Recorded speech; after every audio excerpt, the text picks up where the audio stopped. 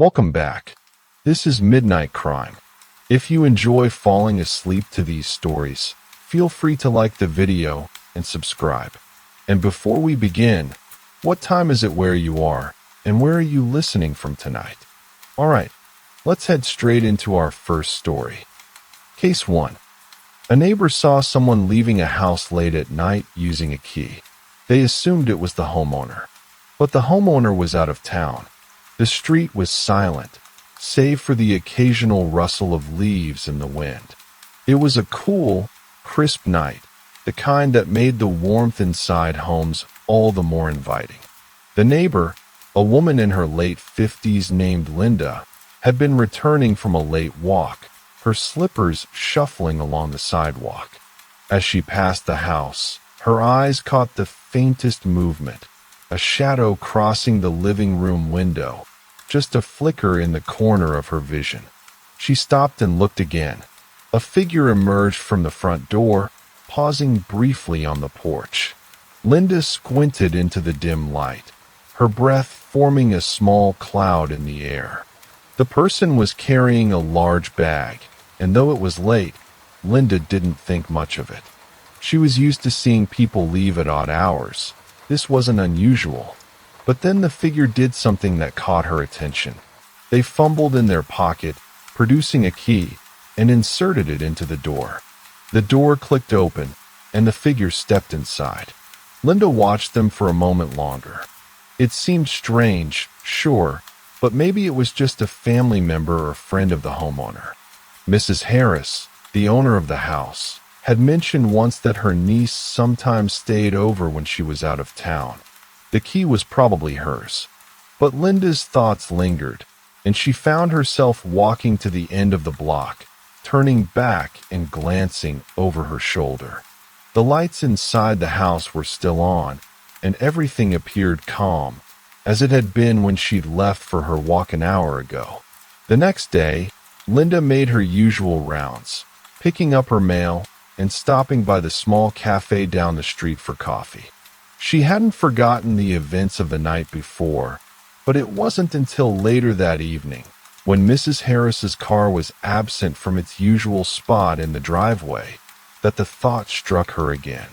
The house was quiet, too quiet maybe. Linda paused, her coffee in hand, glancing at the empty driveway. Mrs. Harris was still out of town, but the person who'd entered the house had a key, and that wasn't supposed to be possible unless. A small tremor ran through Linda's fingers. She dismissed it, pushing the thought aside. It was probably nothing. She'd gone about her day, distracted by the rhythm of ordinary life. But that evening, as she was pulling the blinds in her living room, her mind returned to the shadowy figure, the key, the heavy bag. She shook her head. Maybe she was imagining things. Maybe she was just overthinking. But then again, maybe not.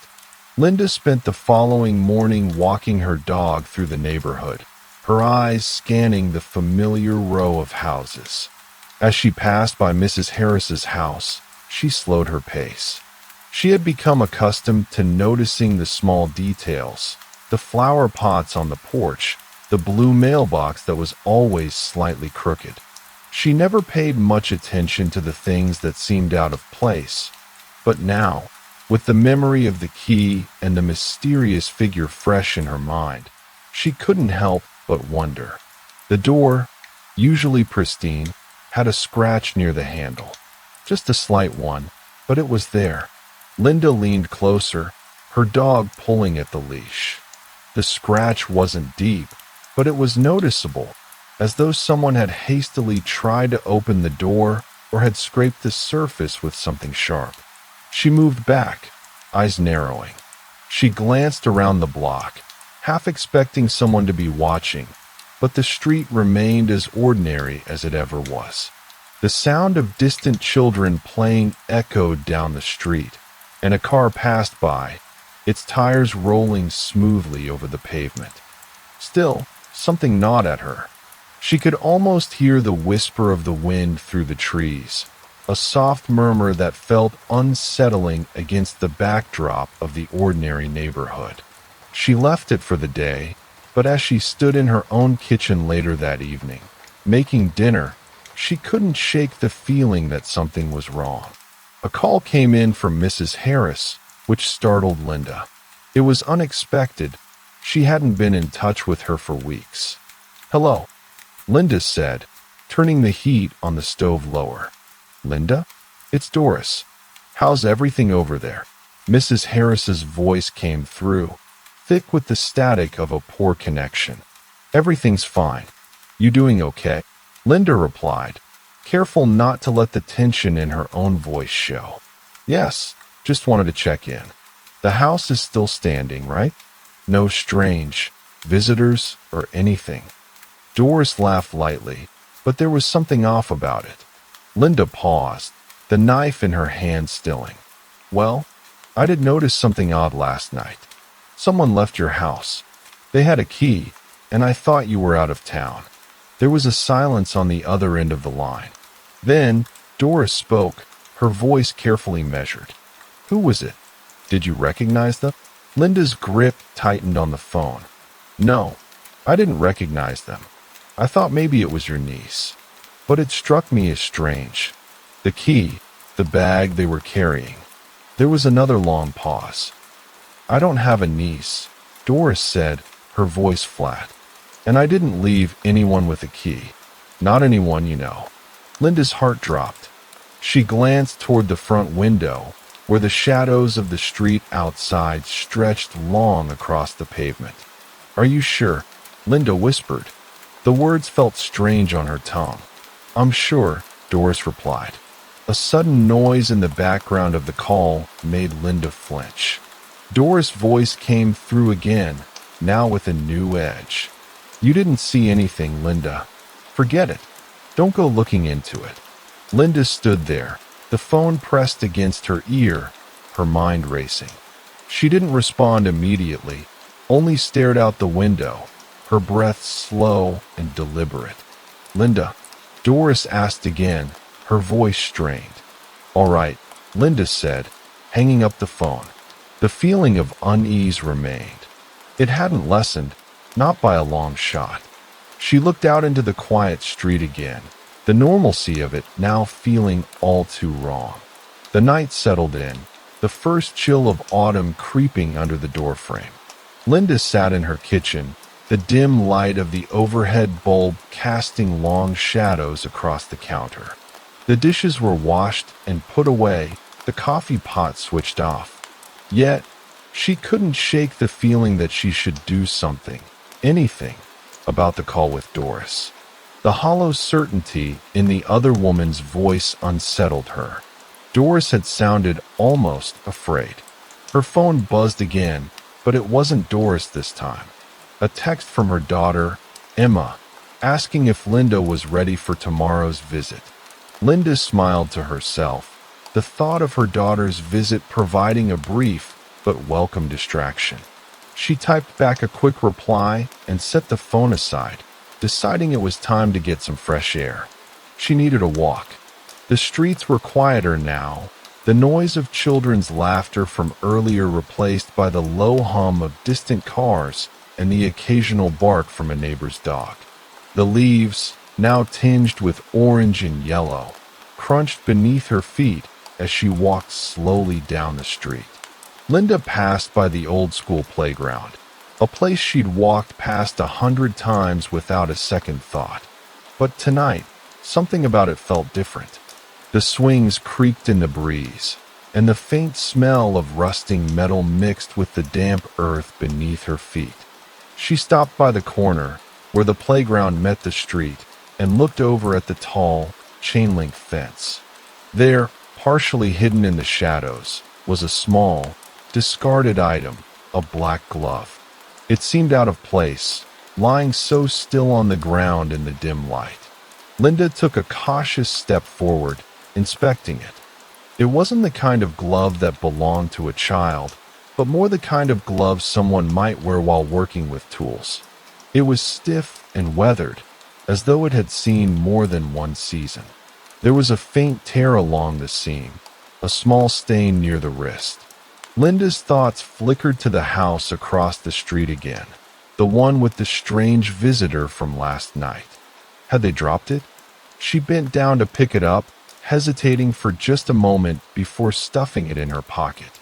She wasn't sure why she felt the need to keep it, but something about it seemed significant. The wind picked up as she continued her walk, the air colder now. She passed the old laundromat on the corner, its sign flickering weakly. The small, narrow alley next to it was dark, the shadow of a dumpster pressing against the building. Linda had always avoided the alley, not because it was particularly dangerous, but because it was just eerie. It felt as if it was hiding something, as if the darkness there never quite let go. Tonight, though, she found herself slowing as she approached it. Her eyes caught something, a reflection, faint but unmistakable, on the wet pavement just beyond the dumpster. Linda stepped closer, her feet slow but purposeful. A small, broken bottle lay discarded, its glass gleaming faintly in the low light. But it wasn't the bottle that had caught her attention. It was the shape next to it, a key, glinting silver, half buried in the dirt. Her breath caught in her throat. It looked familiar, too familiar. She crouched down, lifting it carefully. The key was tarnished, worn, with no distinguishing marks. She turned it over in her hand, her mind racing. It wasn't hers. It wasn't anyone's she knew. But it looked like the kind of key that might fit the front door of Mrs. Harris's house. Linda glanced back at the street, the distant hum of passing cars comforting but also unnerving in the quiet of the night. She stood up, the key slipping into her pocket alongside the glove. With a sense of urgency now creeping up on her, she turned back down the street toward her house, the faint scraping of her slippers against the pavement louder than usual. The neighborhood felt different, empty, suspicious somehow. When she reached her front door, she didn't feel the same comfort she usually did. Her home, usually a place of warmth, now felt like a cage, a space too small to contain all the thoughts swirling in her mind. She locked the door behind her, took a deep breath, and set the items she'd collected onto the kitchen table. The key and glove lay there, cold and silent. She sat down at the table, staring at the objects in front of her. There were too many questions, and every time she thought about them, the answers slipped away like smoke. She needed to speak to someone. Her fingers hovered over the phone again, but she hesitated. She wasn't sure she wanted to call Doris again. Maybe it was time to speak with the neighbor who had seen the stranger leaving the house. Linda had never been close to them, but they might know something. With a quiet sigh, Linda picked up the phone and dialed the number. The phone rang 3 times before the neighbor answered. "Hello. Hi. It's Linda from down the street," she began, her voice sounding steadier than she felt. "I wanted to ask you about what you saw last night. The person leaving Mrs. Harris's house. You said they used a key?" "Yeah, that's right." The neighbor's voice was cautious. "I didn't think much of it at the time. It was late, and, well, I just assumed it was someone who had permission. I didn't think about it again until you called." Linda's mind raced, her fingers tapping lightly against the counter. "Did you recognize the person? Anything about them that stood out?" The neighbor hesitated. "I don't know. It was dark, but they were moving quickly, and the way they were dressed, it didn't look like someone who was just visiting. Almost like they were trying to keep their presence quiet, you know?" Linda's chest tightened. "Did they have anything with them?" "A bag, maybe." There was a pause. "A bag? I don't remember anything like that." But it was hard to tell. It wasn't like they were carrying groceries or anything. Linda swallowed. "Thank you. That helps." After the call ended, Linda sat in the quiet of her kitchen, her thoughts heavy and slow. The pieces were starting to come together, but they were fractured, scattered details that only raised more questions. She stared at the key and glove on the table once more, the weight of them pressing down on her. The air seemed colder now, the house unnervingly still. But in her chest, a small spark of something, determination, maybe, began to flicker. Something wasn't right. She could feel it, deep in her bones. And whatever it wasn't going to stay hidden for long. The following morning was still, the air thick with fog that rolled over the pavement like a blanket, muffling everything. Linda sipped her coffee slowly, watching the mist curl around the trees outside her window. The neighborhood looked quieter than usual, the usual hum of life stifled beneath the weight of the fog. The world outside seemed suspended, disconnected from the reality inside her house. She stood at the sink, cleaning the remnants of last night's dishes, her mind still on the key and the glove. She could feel their presence in her pocket, heavy and pressing like a secret she couldn't let go of. It was a slow, creeping thought. What if they weren't just random items? What if they were part of something bigger? But what, exactly, was she looking for? The phone buzzed on the kitchen counter, interrupting her thoughts. It was Doris. Linda's heart gave a slight, uneasy thump in her chest as she wiped her hands on the dish towel. "Hello, Linda, is everything all right?" Doris's voice was soft, more cautious than usual. Linda stood still for a moment, feeling the weight of the call settle in her chest. "I don't know," she said, her voice lower than she intended. "There's something strange going on. I found some things. A key, a glove. I don't know what to make of it." There was a silence on the other end, a crackling uncertainty hanging in the air. "A key?" Doris asked, her voice tight. "Where did you find it?" Linda explained about the alley, about the strange reflection on the wet pavement, about the key that seemed to belong to Mrs. Harris's house. Doris didn't respond immediately. "Linda, you need to be careful," Doris finally said, the edge of worry threading through her words.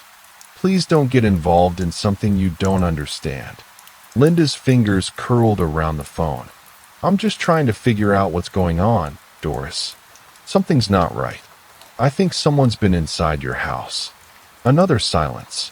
A moment of hesitation, then, "Don't go to the house, Linda. Not yet. I'll handle it. Handle it," Linda repeated, the unease creeping back up her spine. "What does that mean?" "Doris, I think we need to." The line clicked dead.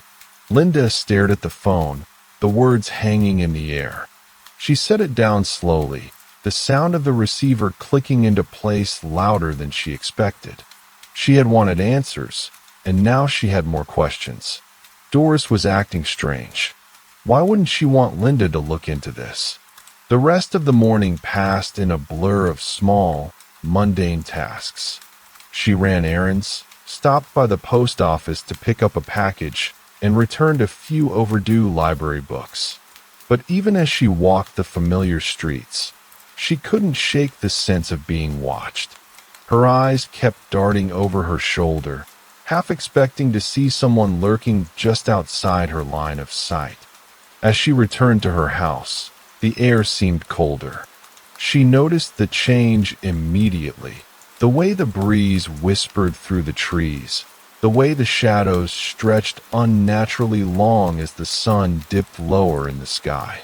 She couldn't ignore the tension that had settled in her chest. She turned down the street, glancing at Mrs. Harris's house again. It looked normal, quiet. Too quiet. The blinds in the front windows were drawn, the front porch empty. But the house hadn't always been this still. It used to be full of life, full of movement.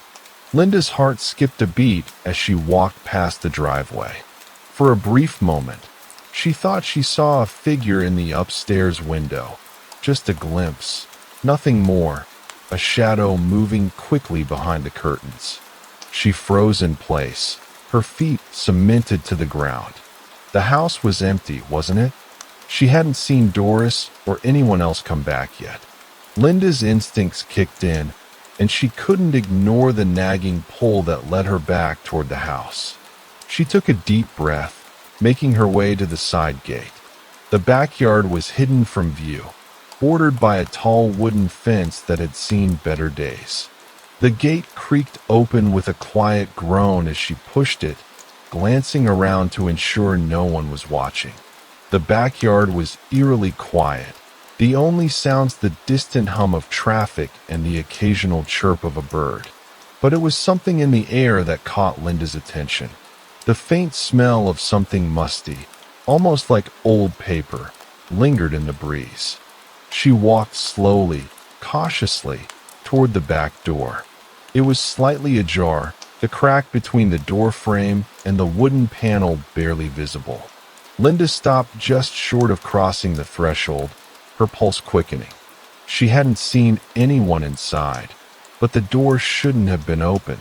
It had been locked when Mrs. Harris left.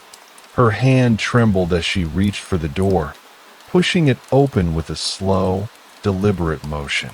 The smell inside was stronger now, dusty, stale, with a hint of something else she couldn't quite place.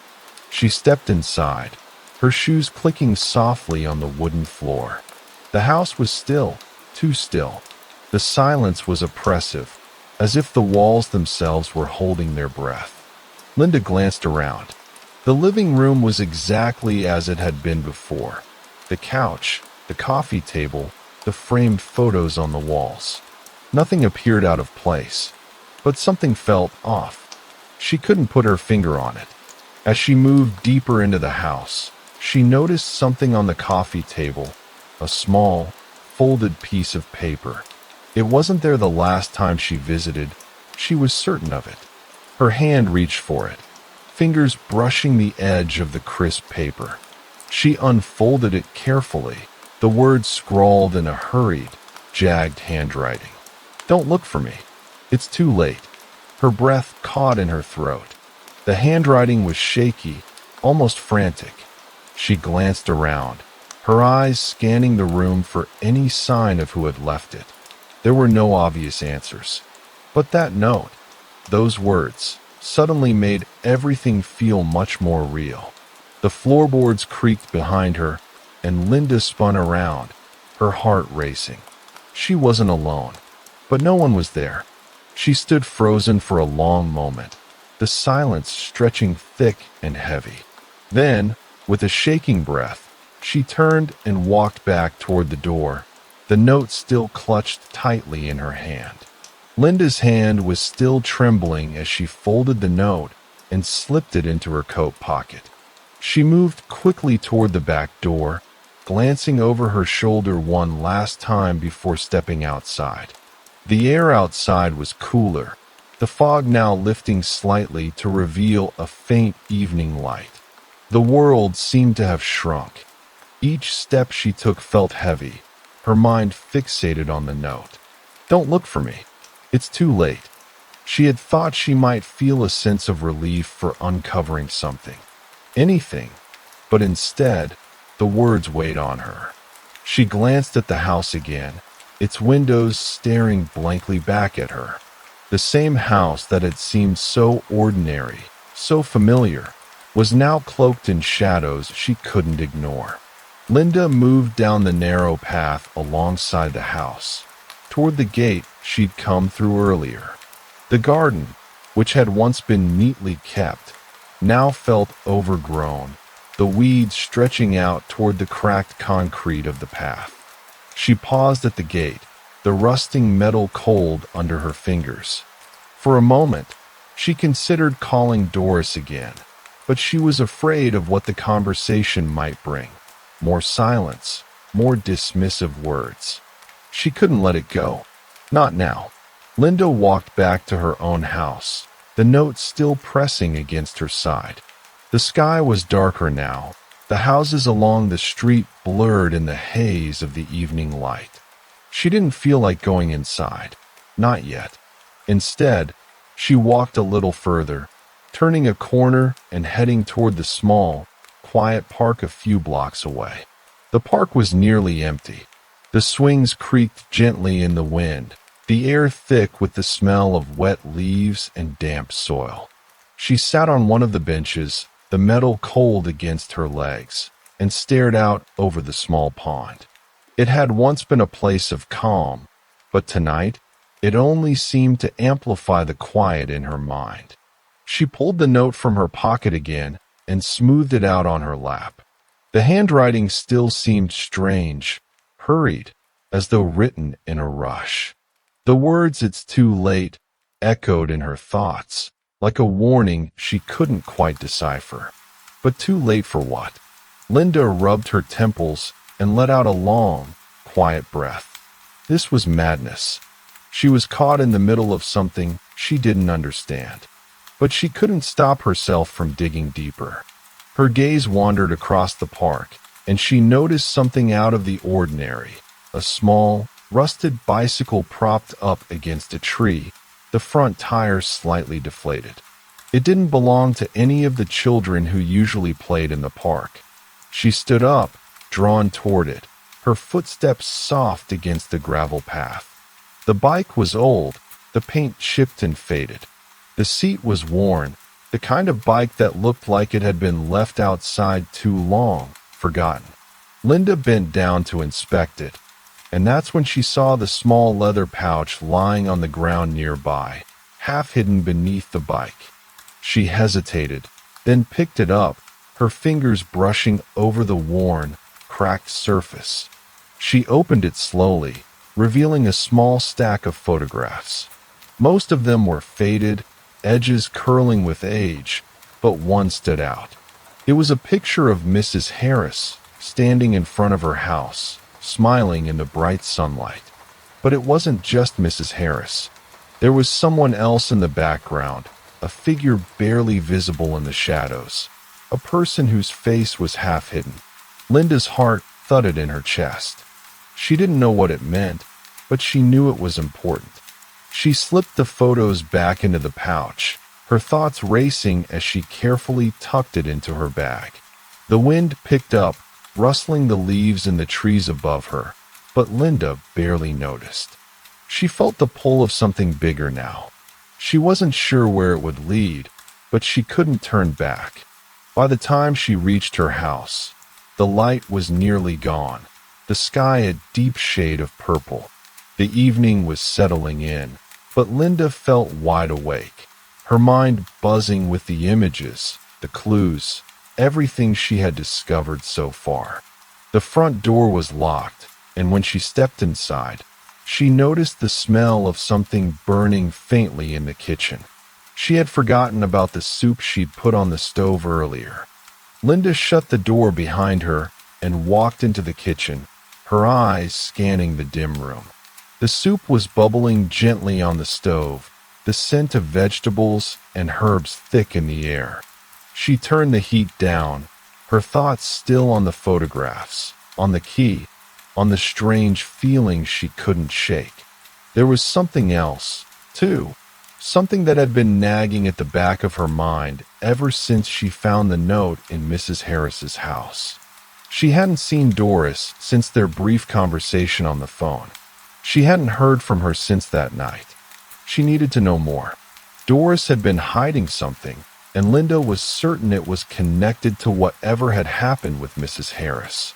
Linda picked up her phone, glancing at the screen. No new messages. She debated calling Doris again, but paused, her thumb hovering over the contact. Instead, she opened the messaging app and typed out a quick text. "I need to know the truth, Doris. I can't let this go. Please, talk to me." She stared at the message for a long moment, then hit send. Her finger lingered on the screen, waiting for a reply that never came. Frustrated, Linda set the phone down on the counter. She turned her attention back to the soup, but the thought of Doris lingered like a shadow in the corner of her mind. It was too quiet. Something was wrong. She couldn't ignore it anymore. Linda paced the kitchen, the soup forgotten on the stove. Her mind was still spinning around the photographs, the strange note, the bike in the park. It was as if all these small, Disconnected things were beginning to form a pattern, but she couldn't quite piece it together. Her phone sat on the counter, the screen blank, waiting for some sign, some answer that would push her toward the next step. The soft click of the front door interrupted her thoughts. Linda froze, her eyes darting toward the sound. She hadn't heard anyone knock, and Doris had made it clear she didn't want to talk. The door creaked open slowly, and a figure stepped inside. Linda's breath caught, her pulse quickening. It was Emma, her daughter. She wasn't supposed to be here, not yet. Linda hadn't expected her for another 2 hours, but there she was, standing in the doorway, a small duffel bag slung over her shoulder. "Mom." Emma's voice was soft but steady, her eyes scanning the room as if looking for something. "You okay?" Linda blinked, suddenly aware of how tense her body had become. "Yeah, just didn't expect you yet." "Everything all right?" Emma stepped inside, her eyes narrowing as she noticed the lack of warmth in the room. Linda had left the soup on the stove for too long, and the air felt thicker than usual, as if the house itself were holding its breath. "Oh yeah? Just didn't want to surprise you." Emma set the bag down on the chair and turned to look at her mom, the concern evident in her face. "What's going on? You've been acting different lately." Linda felt a tight knot in her chest. She wasn't sure if she wanted to tell Emma anything. Not yet, not with everything still so unclear. But she couldn't hide it forever. I think something's wrong." "With Mrs. Harris," Linda said, her voice quieter than she intended. "I found something last night, and it doesn't make sense." Emma's brows furrowed as she moved toward the kitchen table. "What did you find?" Linda hesitated, looking down at the table. She wasn't sure where to start, how much to say. She didn't want to drag Emma into this, but it was already too late. "A key, a glove, and a note." Linda swallowed, the words feeling foreign as they left her mouth. "I think someone's been inside her house, and Doris isn't telling me the truth." Emma picked up the small stack of photographs from the table, flipping through them slowly. "Who's this?" she asked, pointing to one of the images, a close-up of Mrs. Harris in front of the house. The figure in the background, barely visible, was impossible to ignore. Linda's heart skipped a beat. She hadn't shown Emma the pictures yet. She hadn't wanted to, afraid of what they might mean. But now that Emma was looking at them, she couldn't avoid the question hanging in the air. "I don't know," Linda admitted, her voice low, "but I think I'm starting to figure out who they are." Emma didn't respond immediately, her eyes still focused on the photo. Then, with a small, deliberate movement, she placed it back on the table. "You should go to the police, Mom," she said quietly. "This is serious." Linda stiffened at the suggestion, her gaze flickering toward the window. The light outside was dimming, the shadows lengthening across the street. She hadn't considered calling the police. Not yet. Something about this didn't feel like it would lead to anything tangible. The police would just dismiss it. They always did. "I don't know," Linda said, more to herself than to Emma. "It's not that simple. Doris is involved somehow. She knows something, but I don't think she wants me to find out." Emma stepped closer, her voice taking on a more urgent tone. "Mom, this isn't just some random thing. If someone's been in her house, if there's something you don't know, you need help. You can't handle this alone." Linda stood still for a moment, the weight of Emma's words pressing against her. She had never been good at asking for help, at relying on anyone else. But Emma was right. Maybe she was in over her head. "I'll think about it," Linda said finally, her voice soft but resolute. "I need to be sure of everything before I do anything." Emma nodded, but there was a faint look of worry in her eyes. "Just be careful, okay?" Linda nodded back, then turned her attention to the half-finished meal on the stove. She hadn't realized how hungry she was until now. The scent of the soup was more inviting than she had expected, the steam rising from the pot filling the room. She ladled some into a bowl, the comforting warmth of the food grounding her for a moment. As she sat down at the table, Emma took a seat across from her, watching her closely. The silence between them wasn't uncomfortable. It was filled with things neither of them knew how to say. Linda's phone buzzed again, interrupting the stillness.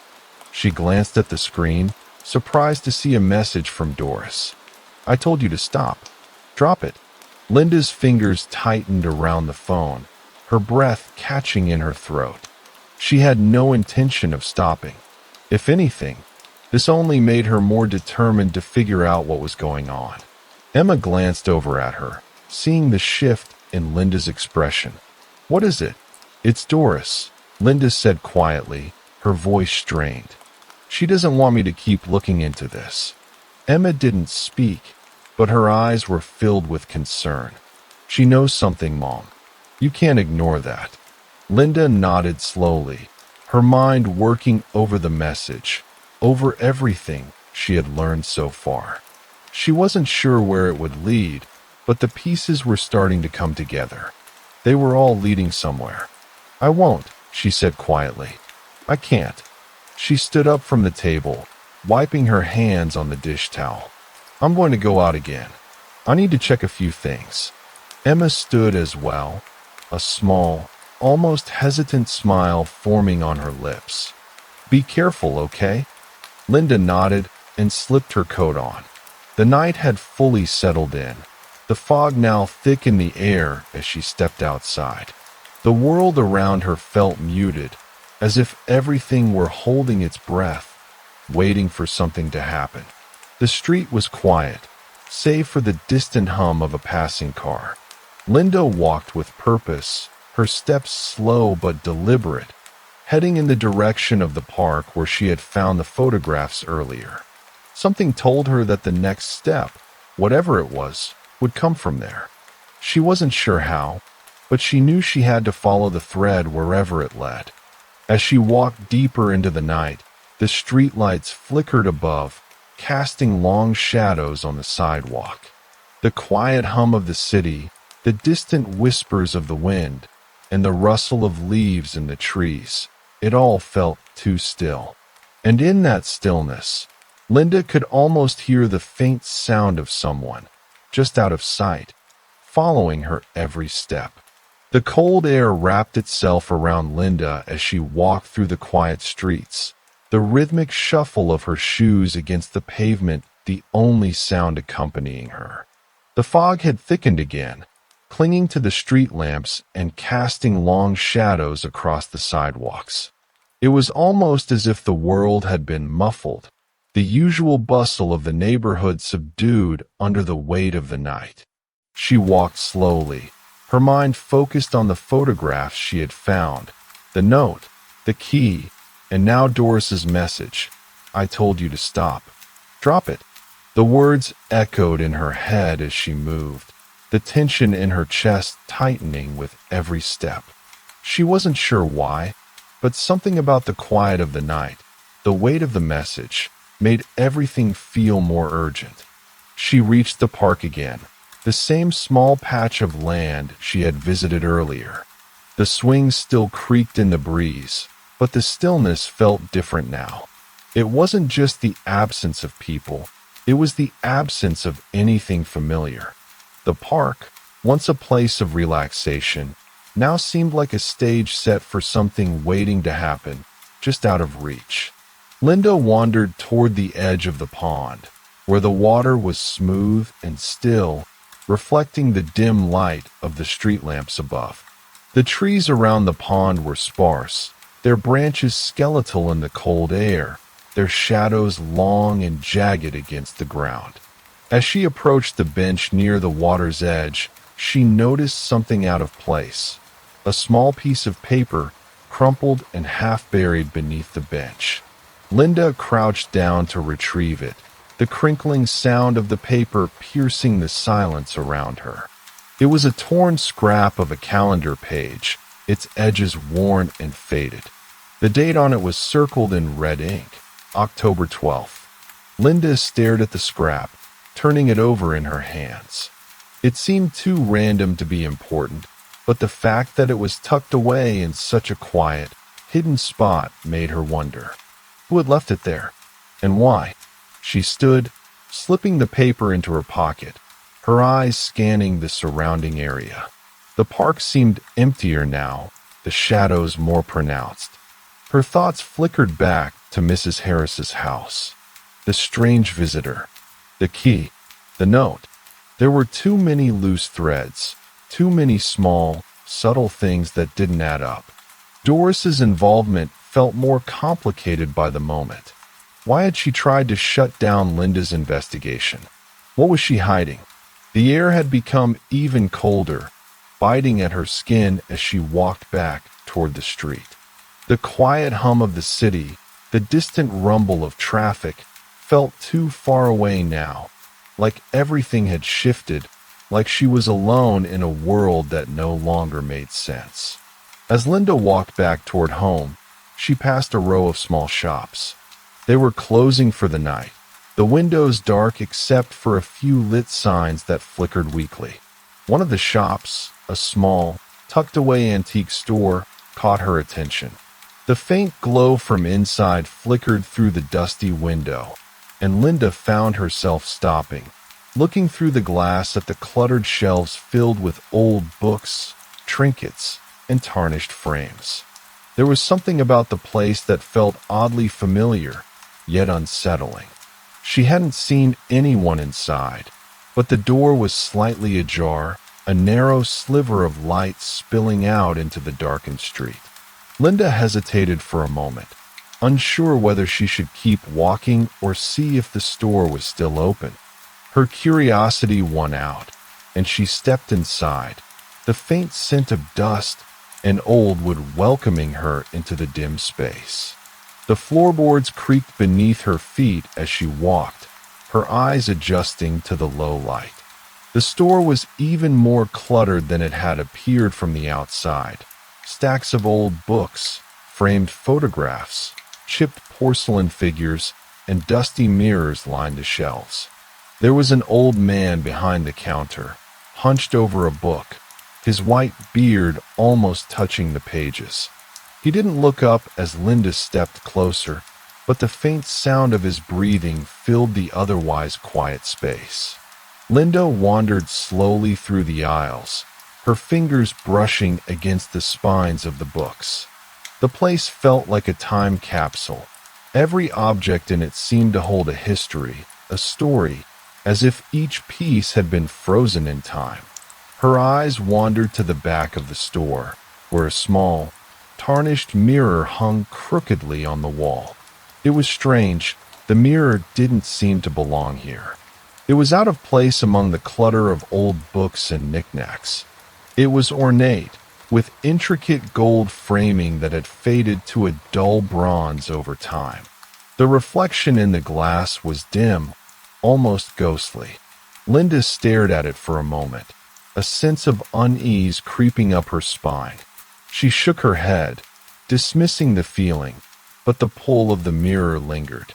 Something about it felt off, like it was waiting for her to notice something she couldn't quite grasp. She turned to leave, but as she did, her foot brushed against something on the floor, a small, leather-bound journal that had been hidden beneath a pile of books.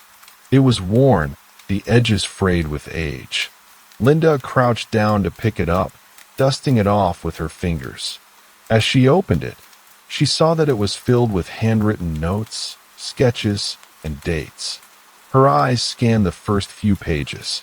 It looked like a journal belonging to someone who had been keeping track of something, an event, perhaps. Dates were circled in red ink, much like the one on the calendar scrap she had found earlier. One date in particular stood out, October 12th. The same date. Linda felt a cold shiver run through her as she turned the page. There was a rough sketch on the next page, a sketch of a house, almost identical to Mrs. Harris's. The edges of the paper were torn, as though the journal had been ripped open hastily. The sketch was incomplete, the lines erratic, but there was no mistaking it. Linda's hands shook as she read the words written beneath it. It's time. The room seemed to shrink around her. The old man behind the counter had stopped reading and was watching her now, his eyes sharp, though his expression remained unreadable. Linda snapped the journal shut and stuffed it under her arm. "How much for this?" she asked, her voice barely above a whisper. The old man didn't speak right away. His eyes lingered on her, as if trying to measure something. Then, without a word, he turned and began rummaging behind the counter, producing a small price tag. Linda paid quickly, her hands still trembling. She didn't feel safe in the shop anymore, and she couldn't shake the feeling that she had uncovered something she wasn't meant to see. She left the store quickly, the cool air outside cutting through her skin like a blade. Her fingers gripped the journal tightly as she walked back toward her house. The date, the sketch, the words in the journal, it was all connected. But how? And why? As she walked through the now empty streets, her mind raced, trying to make sense of the new piece she had just uncovered. The fog was thick once more, curling around her ankles as if trying to hold her back. She didn't stop until she reached her front door, the weight of the journal heavy in her arms. The night was still and silent, and in the quiet, she could almost hear the faint echo of someone watching her, just beyond the edge of the fog. Linda stepped inside her house, the faint click of the door closing behind her louder than it should have been. The air inside felt thick, oppressive, as if it had been waiting for her to return. She stood still for a moment, her coat still on, the journal pressed tightly against her chest. The dim light from the hallway lamp barely cut through the gloom, casting long shadows across the floor.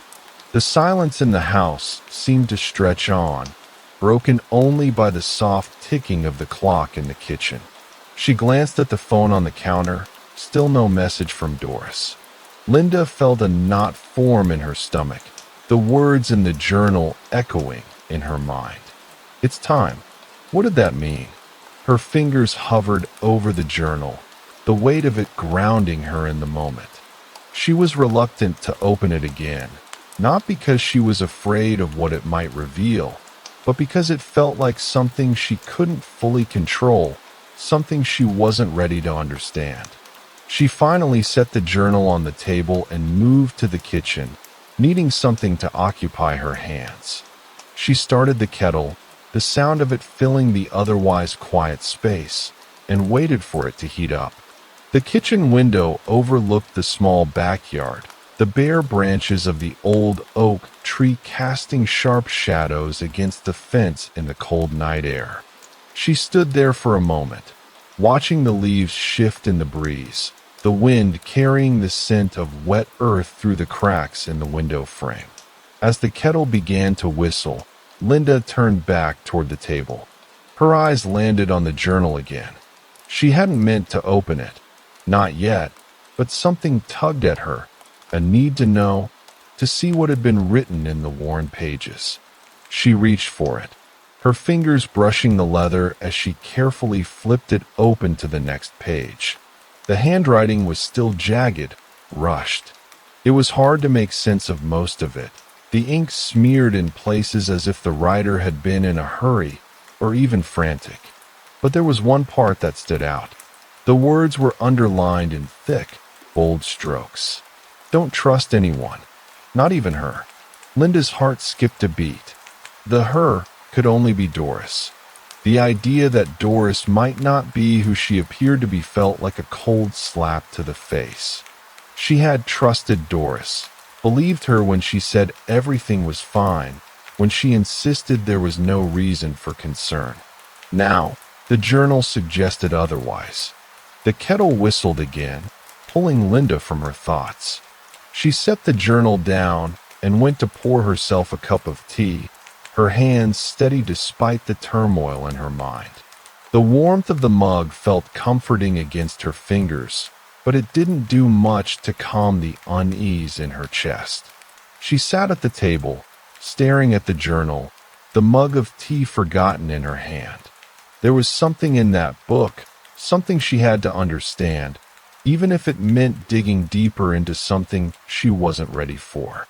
But the thought of confronting Doris, of questioning her further, felt like a step into unknown territory. Doris had been so insistent, "Don't look for me. It's too late." The words haunted Linda as she stared down at the table, tracing the edge of the mug with her finger. Her mind kept returning to the park, to the torn calendar scrap with the date October 12th circled in red ink. It was the same date as the one in the journal. What did it mean? What had happened on that day?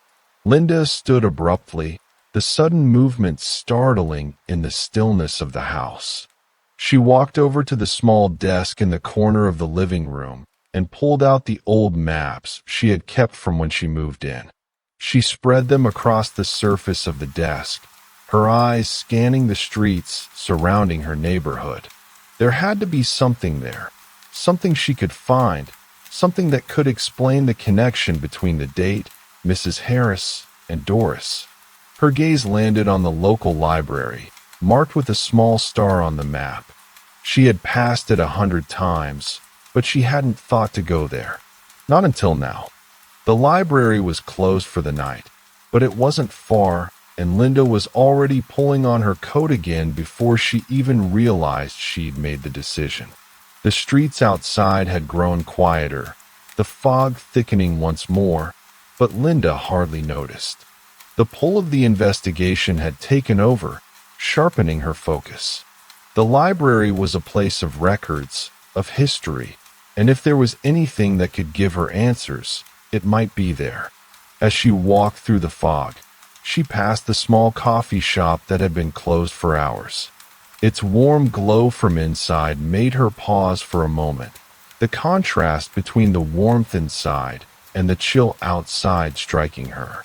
She hadn't realized how cold it had become, but the sharp bite of the air made her quicken her pace. When she arrived at the library, the doors were locked, as expected. But Linda had an idea.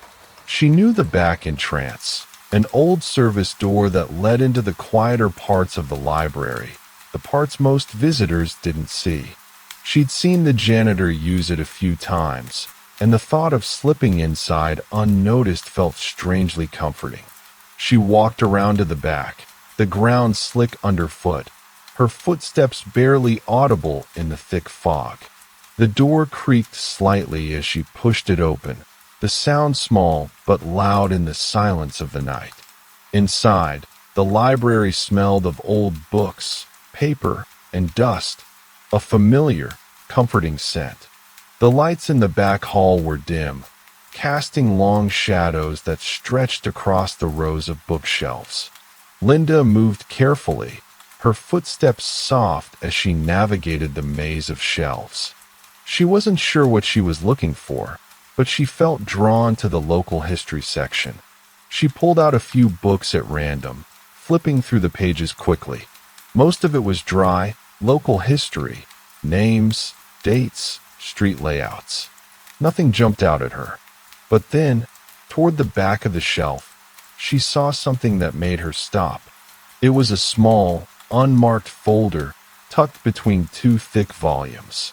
Linda pulled it out cautiously, her fingers brushing the edges. The folder was thin, and as she opened it, she found a collection of old articles and photographs, all related to the town's history. She flipped through them, scanning the headlines, when one in particular caught her eye: the disappearance of Sarah Harris, a cold case reopened. Linda's breath caught in her throat. The name Harris was too much of a coincidence. She flipped quickly to the page, her heart racing. The article detailed the disappearance of Sarah Harris, Mrs. Harris's younger sister, who had gone missing years ago under mysterious circumstances. The case had been closed, but the police had never been able to find any solid evidence. According to the article, the last person to see her was a man who had been living in the area at the time, a man who had never been found, despite multiple attempts to locate him. Linda felt a chill run down her spine. There it was, the connection she had been missing. Mrs. Harris's house, the strange events, the missing person, and Doris, who had tried so hard to keep her away from the truth. She closed the folder slowly, her hands trembling. The library felt colder now, the shadows growing longer as if the room itself was deepening with the weight of what she had just uncovered. Her thoughts spun, but one thing was clear. There was a truth hidden here, buried deep within the history of this town, and Linda was getting closer to it with every step she took. Linda sat at one of the reading tables in the library, the dim light overhead casting long shadows across the stacks of old books. She hadn't even realized how much time had passed until she glanced at the clock on the wall. It was nearly 3 a.m. Her fingers hovered over the folder, the details of the cold case article still swirling in her mind. She had been hoping for a simple answer, something to explain the strange events she had been witnessing. Instead, she was left with more questions. Sarah Harris's disappearance, the connection to Mrs. Harris, the mysterious figure in the photographs. All these pieces were starting to form a picture, but it wasn't a clear one. Linda rubbed her eyes and let out a quiet sigh. She had come here for answers, but now she was deeper in the mystery than ever. She stood up slowly, the floor creaking beneath her, and returned the folder to its place on the shelf. She couldn't stay in the library forever, not with so many pieces of the puzzle still missing. The library was nearly silent, the occasional rustle of paper the only sound breaking through the stillness. She walked back toward the exit, her footsteps soft on the polished floor. As she neared the back door, she heard a faint sound, a tap, followed by another tap, like someone lightly knocking. Linda froze, her breath caught in her throat. The noise was coming from somewhere deep inside the library, beyond the rows of books. She stood still for a moment, unsure whether she had heard it correctly, but then the tapping came again, louder this time. It was rhythmic, almost deliberate, as if someone was trying to get her attention. Her heart began to race. She didn't want to go toward the noise. It felt wrong, the kind of feeling you get when you know you're not supposed to be somewhere. But the curiosity, the need to understand what was happening, pulled her forward. Linda moved quietly down the aisle, her eyes scanning the shelves as she approached the source of the sound. The tapping continued, echoing through the silence. She rounded the corner into a smaller, less frequented section of the library. The light here was dim, the shelves stacked high with old, brittle books that hadn't been checked out in years. She stopped. At the far end of the aisle, a door that should have been locked stood slightly ajar. The tapping was coming from inside. Linda hesitated, her fingers tightening around the strap of her bag. She wasn't sure what she was hoping to find, or what she was afraid to find. But something about that door, half open, was too inviting to ignore. She pushed it open slowly, the hinges squeaking softly in protest. The room beyond was small and cramped, filled with rows of filing cabinets and dusty, forgotten boxes. The air inside was thick with the smell of old paper, the kind of musty odor that clung to everything in places like this. A single light bulb hung overhead, casting a faint glow over the room. The tapping had stopped.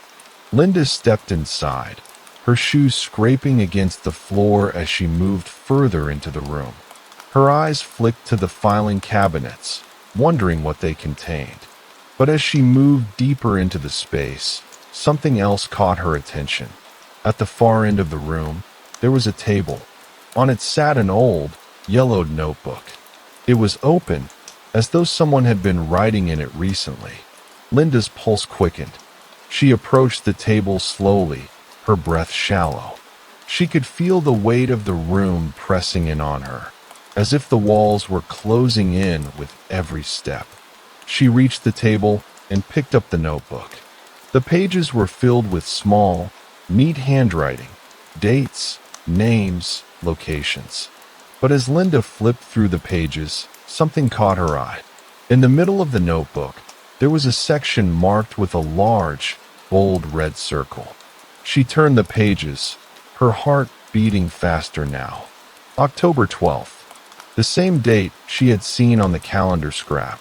It was written in bold, frantic letters across the page. But there was more. Below the date, there was a list of names. Linda's eyes skimmed over them, and her breath caught in her throat when she saw a familiar one, Doris. Doris's name was followed by a few cryptic words, unaccounted for, check alibi. Linda's hands trembled as she closed the notebook. She had been looking for answers, but now she was even more lost. Doris's name was connected to all of this. Was she involved in the disappearance? Had she been hiding something all along? Linda's mind raced, but before she could process the new information, a noise behind her made her freeze. It was the sound of footsteps, slow, deliberate, and unmistakable. She spun around, her breath caught in her chest. The door was still slightly ajar, but no one had entered. The room was empty, yet the footsteps, soft and faint, were getting closer. Linda backed up against the filing cabinets, her heart pounding in her ears. She could hear the soft shuffle of shoes against the floor, but the sound didn't make sense. It was too quiet, too distant, like someone was walking in another room. But the footsteps were unmistakably coming from the hallway, inching closer to her. The hairs on the back of her neck stood up. She wasn't alone. Linda's eyes darted to the door, wondering if she could make it out before whoever was approaching saw her. But the light in the room flickered once, then again. The soft hum of the fluorescent bulb above her seemed to grow louder, vibrating through the stillness. And then, just as the footsteps reached the threshold, the light above her went out entirely.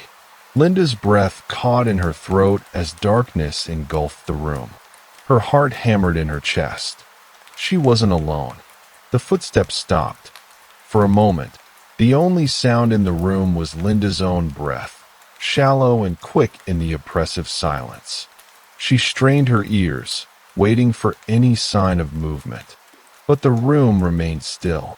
Her hands fumbled for her phone in her bag, the dim light from the screen barely enough to illuminate the edges of the filing cabinets. She didn't know what she was expecting to find. She wasn't sure if she could trust anything at this point. With one last glance toward the dark doorway, she turned and fled, her feet barely making a sound as she moved through the dark hallways of the library. The footsteps had stopped, but Linda's mind raced with the knowledge that someone, or something, was following her. As she reached the front door, she glanced back one last time, the chill of the room still hanging in the air. She stepped outside into the quiet night, her breath visible in the cold, and without a word, she turned and began walking back into the thick fog that had crept back into the streets. She couldn't shake the feeling that she had only uncovered a small fraction of the truth, and that the rest of it was still out there, waiting for her to find it. The fog was thick when Linda stepped out of the library, its damp fingers creeping up the sides of her coat as she hurried down the street. Her breath was sharp in the cold, each exhale clouding in front of her face, but the chill didn't seem to reach her skin. It felt more like the cold was inside her now, settling in her chest, pressing against her ribs, as if something in the air had shifted. She tried to focus on putting one foot in front of the other, the rhythm of her steps grounding her. The streets were eerily quiet, the occasional distant sound of a car passing the far end of the block. She glanced over her shoulder as she walked, half expecting someone to be following her, but the street remained empty, the light from the lampposts casting pale halos through the fog. Linda turned the corner onto the next street, passing the familiar houses that lined it. The quietness of the neighborhood felt oppressive now, as if everything was waiting for something to happen. She kept moving, her pace picking up slightly, the unease gnawing at her, the remnants of the notebook's strange pages still swirling in her mind. She needed to talk to Doris, but how? The words from the journal, unaccounted for, check alibi, kept echoing in her mind. Doris had seemed so convinced that everything was fine, yet now Linda wasn't so sure. Had Doris been hiding something? Or was she herself caught up in something darker than she realized? Her phone buzzed in her pocket, pulling her from her thoughts. She fished it out quickly, her fingers trembling slightly as she saw the name on the screen, Doris. She took a steadying breath before answering. Linda. Doris's voice crackled on the other end. Where are you? I've been trying to reach you. Linda swallowed, her heart thumping in her chest. I was at the library. Doris, we need to talk. There was a slight pause on the other end, and Linda could almost hear Linda stepped forward, her pulse quickening. It's already dangerous, Doris. I'm already in this. I need to know what happened to your sister. Why didn't you tell me about Sarah? Why didn't you tell me about the journal? Doris's eyes darted toward the end of the street, and Linda noticed a flicker of fear in her expression, something she hadn't seen before. Without another word, Doris opened the door wider, stepping back to let Linda in. The air inside was warm, but it didn't feel comforting. It was the kind of warmth that clung to everything, suffocating, as if the house itself was holding its breath. Linda followed Doris down the hallway, her footsteps soft against the hardwood floors. They reached the living room, where the low light from a lamp created a soft pool of yellow light on the coffee table, its surface cluttered with papers and photographs. Doris sat down on the couch, her hands resting in her lap, her shoulders slumped as if she were exhausted from a long, unspoken battle. Linda took a seat opposite her, her eyes scanning the room, the quietness between them stretching. What happened to your sister, Doris? Linda asked again, her voice softer now. What aren't you telling me? Doris's eyes flickered to the papers on the coffee table, but she didn't speak for a moment. Her fingers twitched at her side, as if she wanted to reach for something, but stopped herself. Finally, she met Linda's gaze. It was never supposed to happen like this. I tried to protect her, but I couldn't.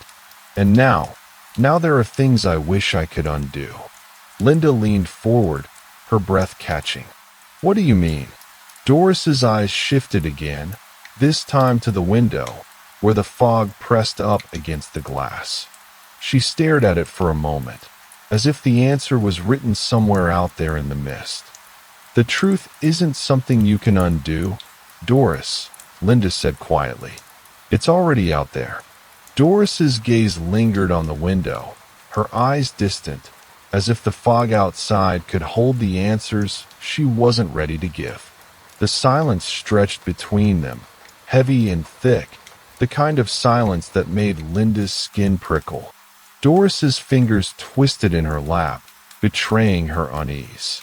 Linda waited, patient but tense, her fingers tapping softly on the edge of the coffee table.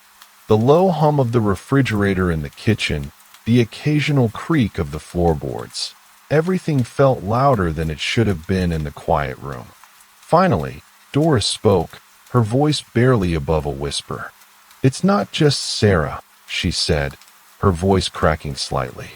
It's me. I've been running from this for years. I thought if I kept it hidden long enough, it would go away. But it didn't. It never did. Linda leaned forward, her heart pounding in her chest. "What do you mean, Doris? What happened to Sarah?" Doris closed her eyes, as if the words were too painful to say aloud. When she opened them again, her gaze was fixed firmly on the floor. "It wasn't just Sarah that disappeared," she murmured. "There was someone else." "Someone who?" She trailed off, her breath shaky. Linda's mind raced, but she forced herself to stay still, to let Doris continue at her own pace. "Who?" she asked, her voice soft, encouraging. "Who else, Doris?" Doris shook her head slowly. "It doesn't matter now," she said, the words tumbling out as if she were trying to convince herself. "It's over. It's all over." Linda's eyes fell to the table again. The papers scattered across its surface, the photos, the clippings. All of it seemed so ordinary, so inconsequential in comparison to the weight of the conversation. But then her gaze stopped at one of the photos. It was an old picture, black and white, the edges curling with age.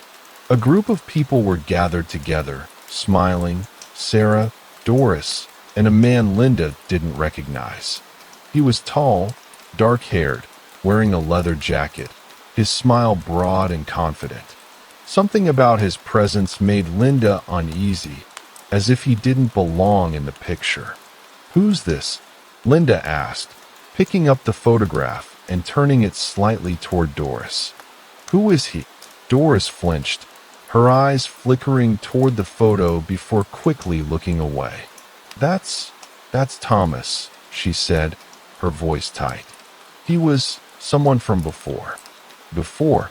Linda repeated. "What does that mean? Doris, what happened to him?"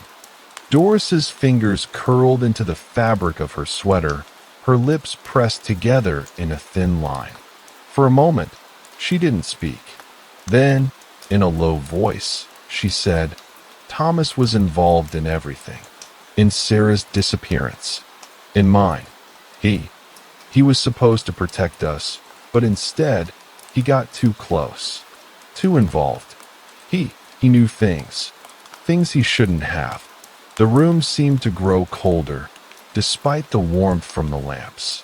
Linda could almost feel the weight of Doris's words settling into the corners of the room, pressing down on the air, thick and suffocating. She had to know more. "What do you mean he knew things? What did he know, Doris?" Doris stared at the photo again, her eyes haunted. "He knew about my past, about what happened to Sarah. He knew that it wasn't just a disappearance, it was something more, something I've been running from for years." And now, her voice trailed off, a look of helplessness crossing her face. "Now what?" Linda pressed. "Doris, you're not making sense. What happened to Sarah? What happened to Thomas?" Doris looked up at Linda, her eyes wet with unshed tears. "I didn't want to be involved anymore. But now it's all coming back. The things we did, the things he did, and I don't know how to stop it. I don't know how to get out." Linda felt a knot tighten in her stomach.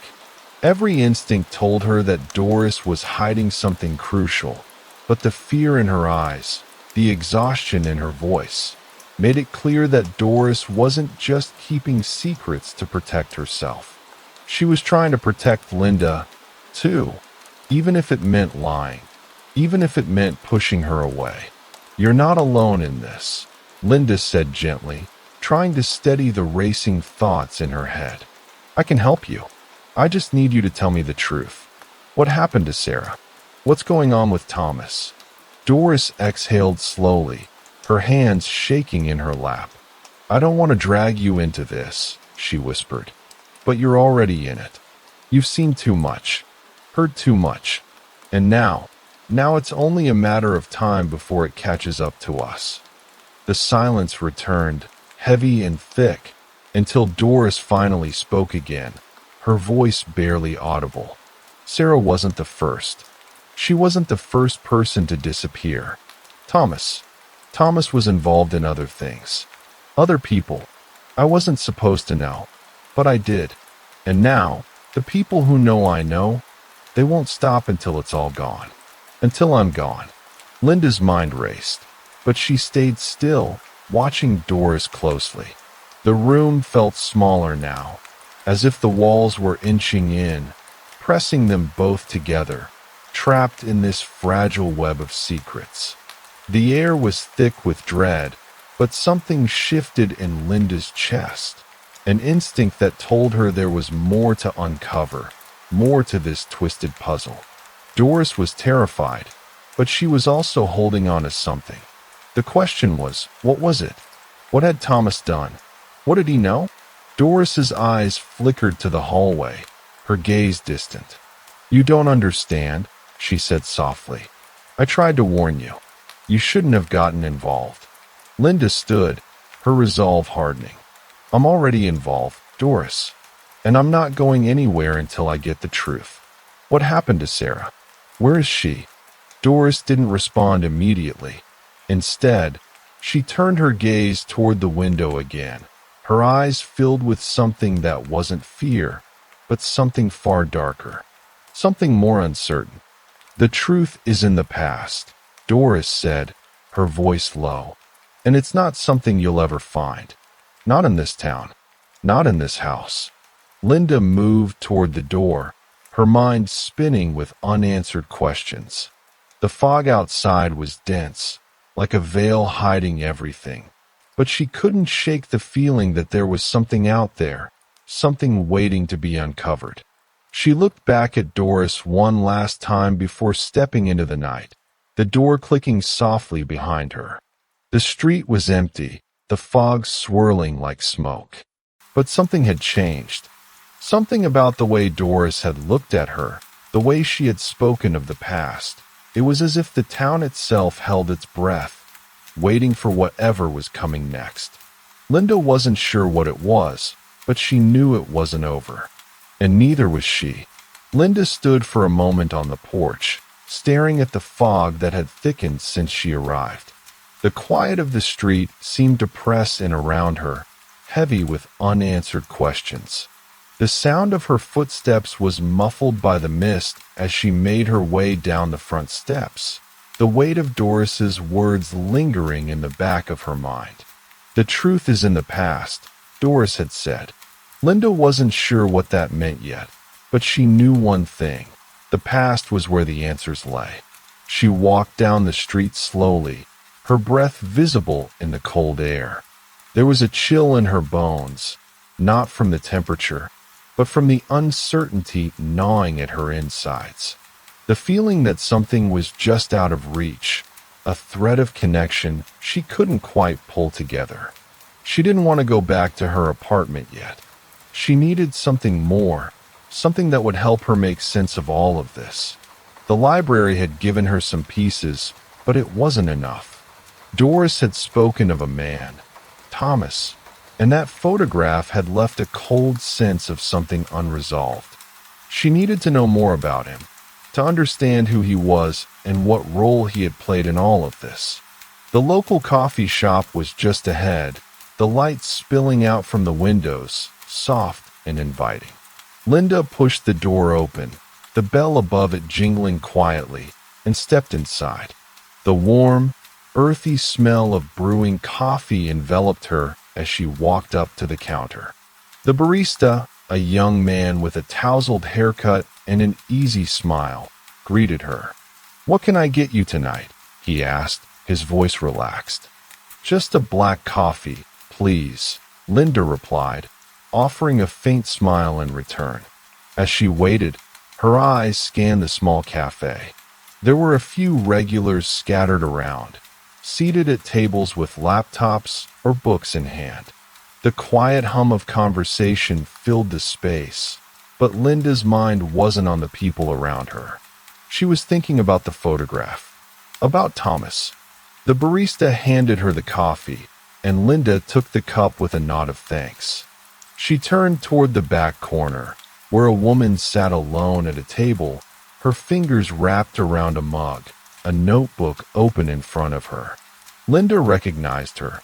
She was the librarian, the one who had been there when Linda found the file on the Harris case. Linda hesitated, then walked over. "Mind if I sit?" she asked, her voice tentative. The librarian looked up, her expression calm but weary. She smiled softly and gestured to the chair across from her. Of course, Linda. What's on your mind? I was hoping you could help me, Linda said, sitting down and taking a sip of her coffee. It's about a man named Thomas. I found his name in some old files, and I think he's connected to Sarah Harris's disappearance. The librarian's eyes flickered slightly, and she set her notebook aside, folding her hands on the table. Thomas, she repeated, her voice soft. I didn't know his name would come up. Not after all these years. Linda leaned in slightly, her eyes fixed on the librarian's face. What do you know about him? The librarian paused for a moment, her gaze drifting toward the window, where the fog had begun to swirl even thicker. Thomas was involved in the earlier days of the Harris case. He was a part of it, part of something bigger, but he never stayed in one place for long.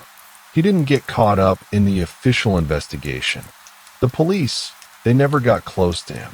Linda frowned, a sinking feeling in her stomach. Why not? He was careful, the librarian said, her voice lower now, as if speaking too loudly might draw attention. And he knew how to disappear. He had a way of moving in and out of people's lives. And that's exactly what he did with Sarah and Doris. He used them, and then when it was time, he moved on. Linda's chest tightened. But why? Why would he do that? The librarian exhaled slowly. Because people like Thomas don't care about others. They only care about what they can get from them. And once he'd gotten what he wanted, once he'd manipulated them into helping him with something, he vanished again. He always had a way of getting people to trust him, to believe that he was on their side. And then when they were too deep in it, he'd disappear before anyone could figure out what had happened. Linda set her coffee down, her thoughts swirling. And Sarah? What happened to her? The librarian looked away for a moment, and Linda could see the shift in her expression, the slight sadness, the understanding of how deep the damage had gone. Sarah got too close. She figured things out. Thomas couldn't have that. And when he realized she was going to talk, well, he made sure she wouldn't. Linda felt a coldness settle in her chest. What does that mean? What happened to her? The librarian hesitated before answering, her voice barely above a whisper. She was never meant to disappear. Thomas didn't plan for her to vanish completely. But when she started asking the wrong questions, when she started digging into his past, he couldn't risk her exposure. So he made sure she stayed quiet. In a way, she became another one of his victims. Linda sat back, her mind struggling to keep up with the fragments of information. Thomas hadn't just been a bystander in the case. He had been the one pulling the strings, using people like Sarah and Doris for his own ends, and then disposing of them when they became a threat. But he hadn't disappeared completely. Linda knew this now. He was still out there. The question was, where? She stood up slowly, her thoughts solidifying. Thank you, she said quietly, nodding toward the librarian. I think I know where to go next. The librarian looked up at her, her eyes soft with understanding. Be careful, Linda. People like Thomas don't forget. Linda nodded, her mind already turning over what she needed to do. She left the coffee shop and stepped out into the night, the cold air feeling sharper now, biting at her skin as if the world was waking up to something it had been hiding. She walked with purpose, her steps steady as she made her way toward the old abandoned warehouse on the edge of town. It was a place that had always felt wrong to her, even though she'd never been inside. But something about it felt connected to everything.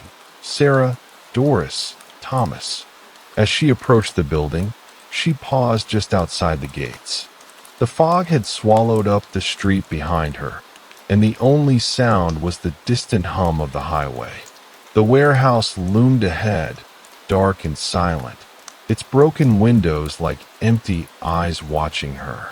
Linda took a deep breath, her heart steady now, the pieces of the puzzle falling into place.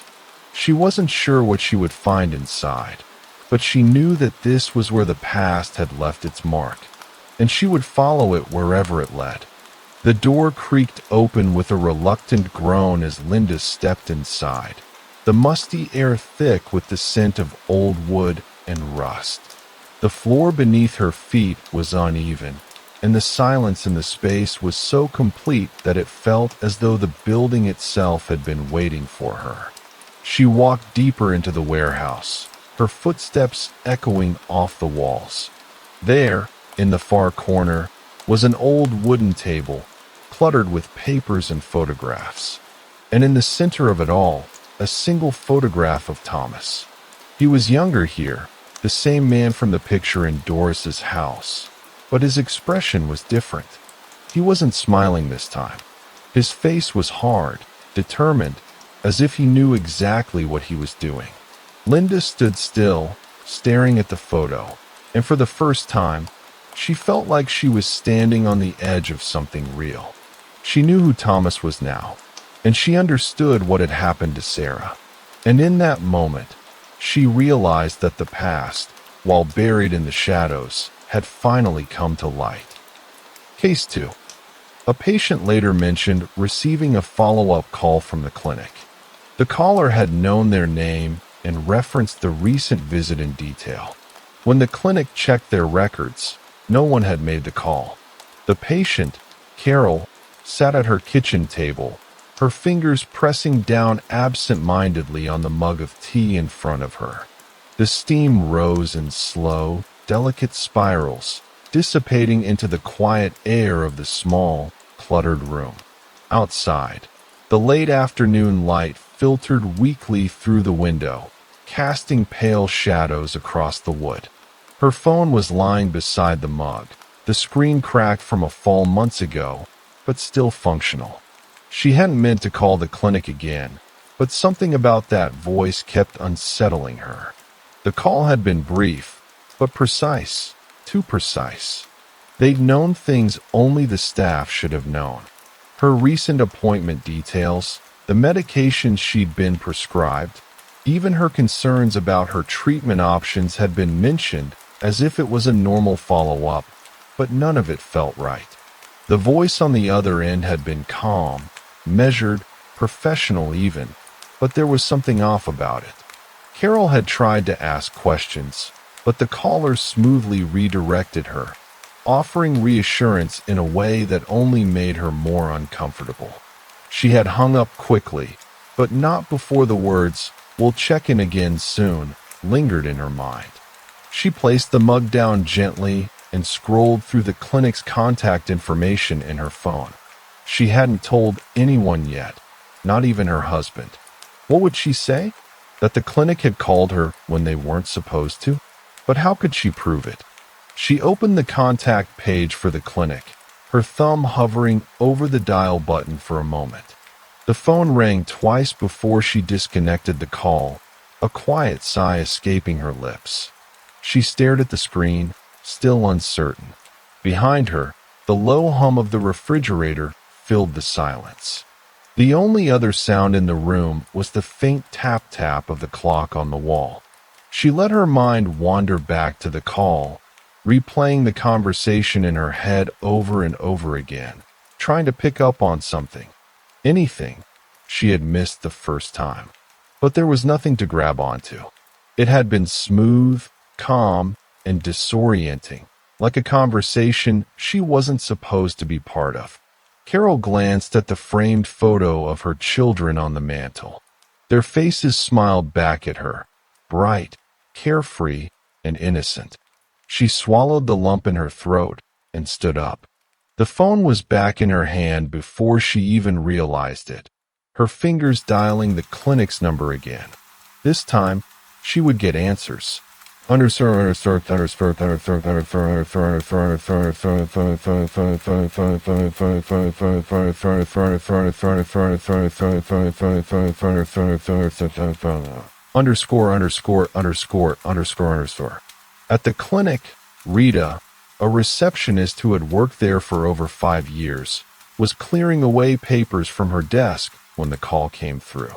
She answered the phone with the usual greeting, but when the voice on the other end identified themselves as Carol, a patient from earlier in the week, her brow furrowed slightly. "Hi, yes, Carol. How can I help you today?" There was a slight hesitation in Carol's voice. "I received a call from the clinic this afternoon, but when I asked who was calling, they didn't identify themselves. I just wanted to confirm if it was from you all." Rita clicked her pen twice, absently, before speaking. "We don't typically make follow-up calls this late in the day, especially not without a proper notification. Let me pull up your record. One moment." There was the quiet shuffle of paper, the faint click of the keyboard, and then a brief pause as Rita scanned the computer screen. Carol could hear her soft exhale through the speaker. "It looks like no follow-up was scheduled for you today, Carol. In fact, I'm not seeing any call notes logged in your file either. Are you sure the call was from us?" Carol's voice was strained now, but she held herself steady. "It definitely was. They knew things about my appointment, about my medications, even the things I had mentioned I was concerned about. The caller sounded like someone from your office, but no one's logging the call. That doesn't make sense." Rita's fingers tapped nervously against the desk. "That's unusual. I can't explain that, Carol. I'll need to speak with my supervisor, but I can't promise we'll have any answers right away. Can I take a note and have someone call you back?" Carol considered it for a moment. "Please, if you can." Underscore.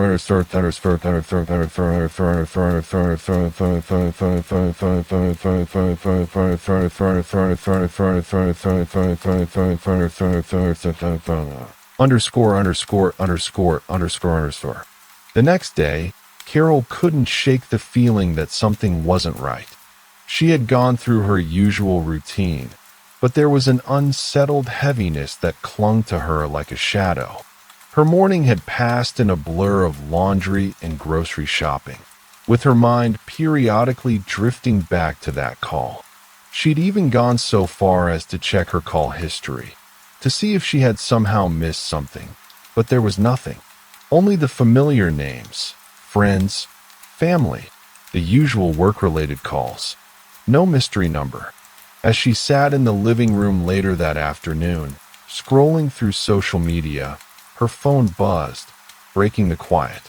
It was a message from her sister, asking if she'd seen the news. Carol frowned and opened the message. It was a local article about a string of recent robberies in their neighborhood, the pattern of which had started to feel more familiar to her than she would have liked. The thief, the article read, had a habit of calling the victims ahead of time, pretending to be someone they knew. There was no direct mention of the clinic, but the similarities were too close for comfort. The sense of déjà vu pressed down on her chest. Carol felt the room tighten, the walls seemingly closing in. It couldn't be a coincidence. She placed her phone on the coffee table and stood up, pacing slowly across the room. The fact that there had been no official record of the call, and now this story, this thief who used the same technique, began to twist something dark inside her. The air felt heavier now, laden with something unseen, something deliberate. The phone on the table vibrated again, breaking her train of thought. She hesitated before reaching for it, her fingers brushing over the cracked screen. The message was from the clinic. "Hi, Carol. This is Rita again. I just spoke to my supervisor. We're going to need to conduct a full review of our records, and we might need you to come in for some questions. Please call us back as soon as you can. Sorry for the confusion, and thank you for your patience." Carol's throat tightened. It had sounded routine enough, but something about the way Rita had said "review of our records" made her feel uneasy. What was being reviewed? What were they looking for? Before she could set the phone back down, another call came through. It was a number she didn't recognize. Carol stared at the phone in her hand, the unfamiliar number flashing on the screen. Her pulse quickened, but she didn't move immediately. The room around her felt quieter than usual, like the walls were holding their breath. The shadows in the corners of the room had shifted slightly with the changing light, creating new contours that seemed to stretch unnaturally long. She hesitated for a moment, her thumb hovering over the green answer button. What was the likelihood it was just another wrong number, or someone trying to sell her something? But the sensation she couldn't shake, the same one she'd felt ever since that first call from the clinic, hung in the air. It gnawed at the edges of her thoughts. She took a deep breath and pressed the button. The voice on the other end was low and calm, almost too calm. Carol, her stomach lurched. It was the same voice. She hadn't recognized it at first, but now, with the absence of any background noise, no busy office, no distant voices, it was unmistakable. Who is this? Carol's voice came out more brittle than she intended. The voice didn't falter. It's just me again. I was hoping we could talk some more. About what? How did you get my number? I don't need to explain that to you. I just wanted to follow up, make sure you're feeling okay. The voice seemed so ordinary, so reassuring. It felt almost ridiculous to question it. But Carol's mind was racing now, pulling at the details, the little inconsistencies that kept appearing. I'm fine, thank you. But She paused, her words hanging in the air between them. I don't understand. Why are you calling me? You're not supposed to be calling me. You're not from the clinic, are you? The line went silent for a beat, just long enough for Carol's heart to beat faster. Then, the voice returned, its tone now softer, almost intimate. What's wrong, Carol? Don't you trust me? Something about that question set off a chill, a prickling sensation creeping down her spine. She opened her mouth to speak, but before she could respond, the voice continued. I know you're scared. You think I'm someone else, but really, I'm just here to help. You don't have to be afraid. I'm not afraid, Carol said quickly, her fingers tightening on the phone. Who are you? How did you? But before she could finish, the voice interrupted again. Just listen. I'm not trying to hurt you. I'm only trying to make things easier. You remember the conversation we had before, don't you? About your medications, your treatments? About the things you've been worried about. Carol's breath caught in her throat. The words felt like they were pulling something from her, something she wasn't sure she wanted to remember. She hadn't shared those details with anyone outside the clinic, had she? But the voice seemed to know so much. It was as though it had been with her through every appointment, every hesitation, every fear. I didn't, Carol began, but her words faltered. The feeling of being trapped, of being watched, seemed to close in around her. I understand, the voice said. It's all very confusing, but you'll feel better if you just let me help. All I need is your trust. Carol's hand trembled slightly as she held the phone. Her thumb brushed the edges of the screen, her mind spinning with questions she couldn't quite articulate. This was too much.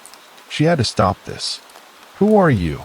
She asked again, her voice firm now, though the uncertainty still lingered in her chest. I want to know who you are. There was a long pause. Then the voice spoke again, slower this time, almost pitying. I thought you'd understand by now. I don't want to make this harder, Carol, but I will. I can make this easier for you, if you just let me. Her grip tightened on the phone, a sudden, instinctual urgency taking hold. No, I want to know who you are. The line was quiet for several seconds, the silence stretching thin and fragile. Then, as if on cue, the voice answered, its tone now carrying an undercurrent of something sharper, colder. It's not about who I am, Carol. It's about who you are. Her breath hitched in her throat. She didn't know what that meant. The words felt like a puzzle she couldn't piece together, like she was missing something. The voice softened again, as though it were trying to comfort her. But you'll figure it out.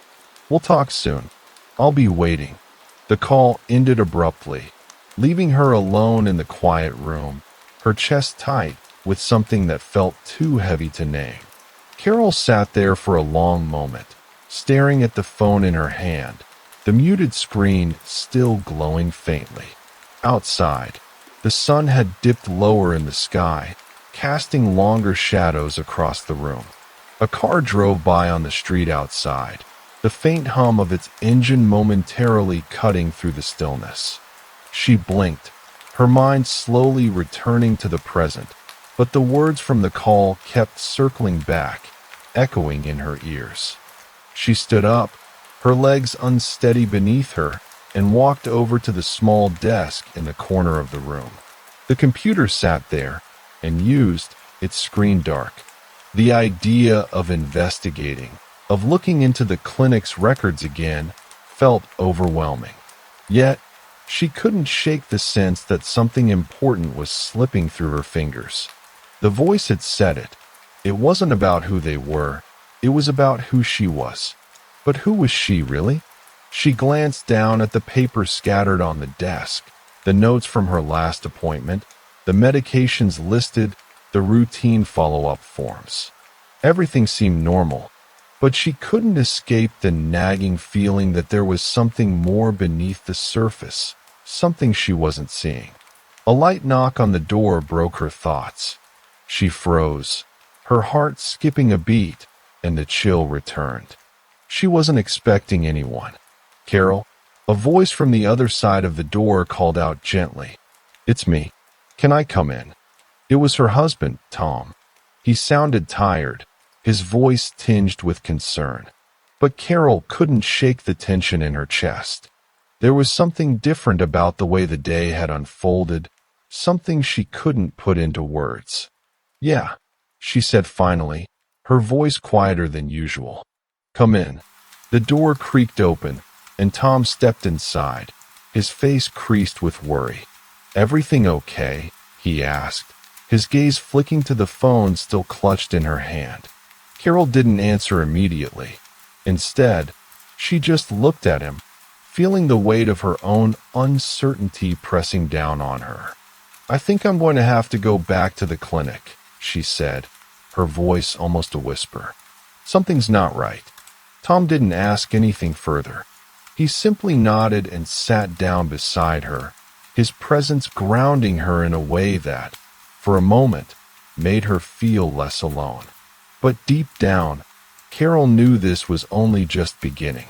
Someone, was pulling the strings, and she had no idea how far it would go.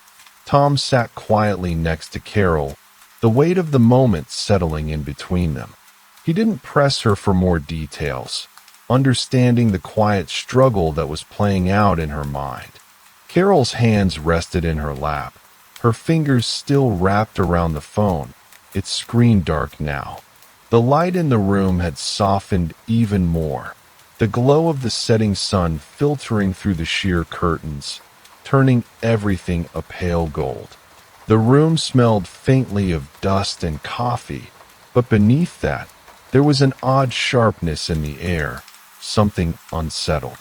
Carol felt the silence stretch, a tight, suffocating presence, and it gnawed at her insides. She wished she could feel comforted by Tom's presence, but instead, there was a subtle dissonance she couldn't shake. She kept her eyes on the phone in her hand, its black surface reflecting nothing but her own pale face. "Are you sure you want to go back to the clinic?" Tom asked, his voice quiet but concerned. "You could just wait a few days?" She shook her head, feeling a wave of frustration rise in her chest. "It doesn't feel right. The whole thing feels wrong. I need to know." Tom didn't respond right away, just looked at her, as though searching her face for something he couldn't quite grasp. After a moment, he sighed and leaned back against the armrest, rubbing his hand over his eyes. I don't know, Carol. This whole thing seems off. Why would they just call you like that, out of the blue? And why didn't they record anything? Exactly. She spoke quickly, her words tumbling out, driven by the same unease that had been building all day. I keep thinking, maybe it's something simple, but it's not. It's not. The room seemed to close in on her again, and she stood abruptly, the movement a little too sharp. Her knees wobbled slightly, and she caught herself against the edge of the table. She needed to move, to do something. Anything. I'm going to call them again, she said, more to herself than to Tom. They have to explain. I don't care how long it takes. I'm going to get answers. Tom didn't stop her, but his voice followed her as she walked to the desk. Carol, just be careful.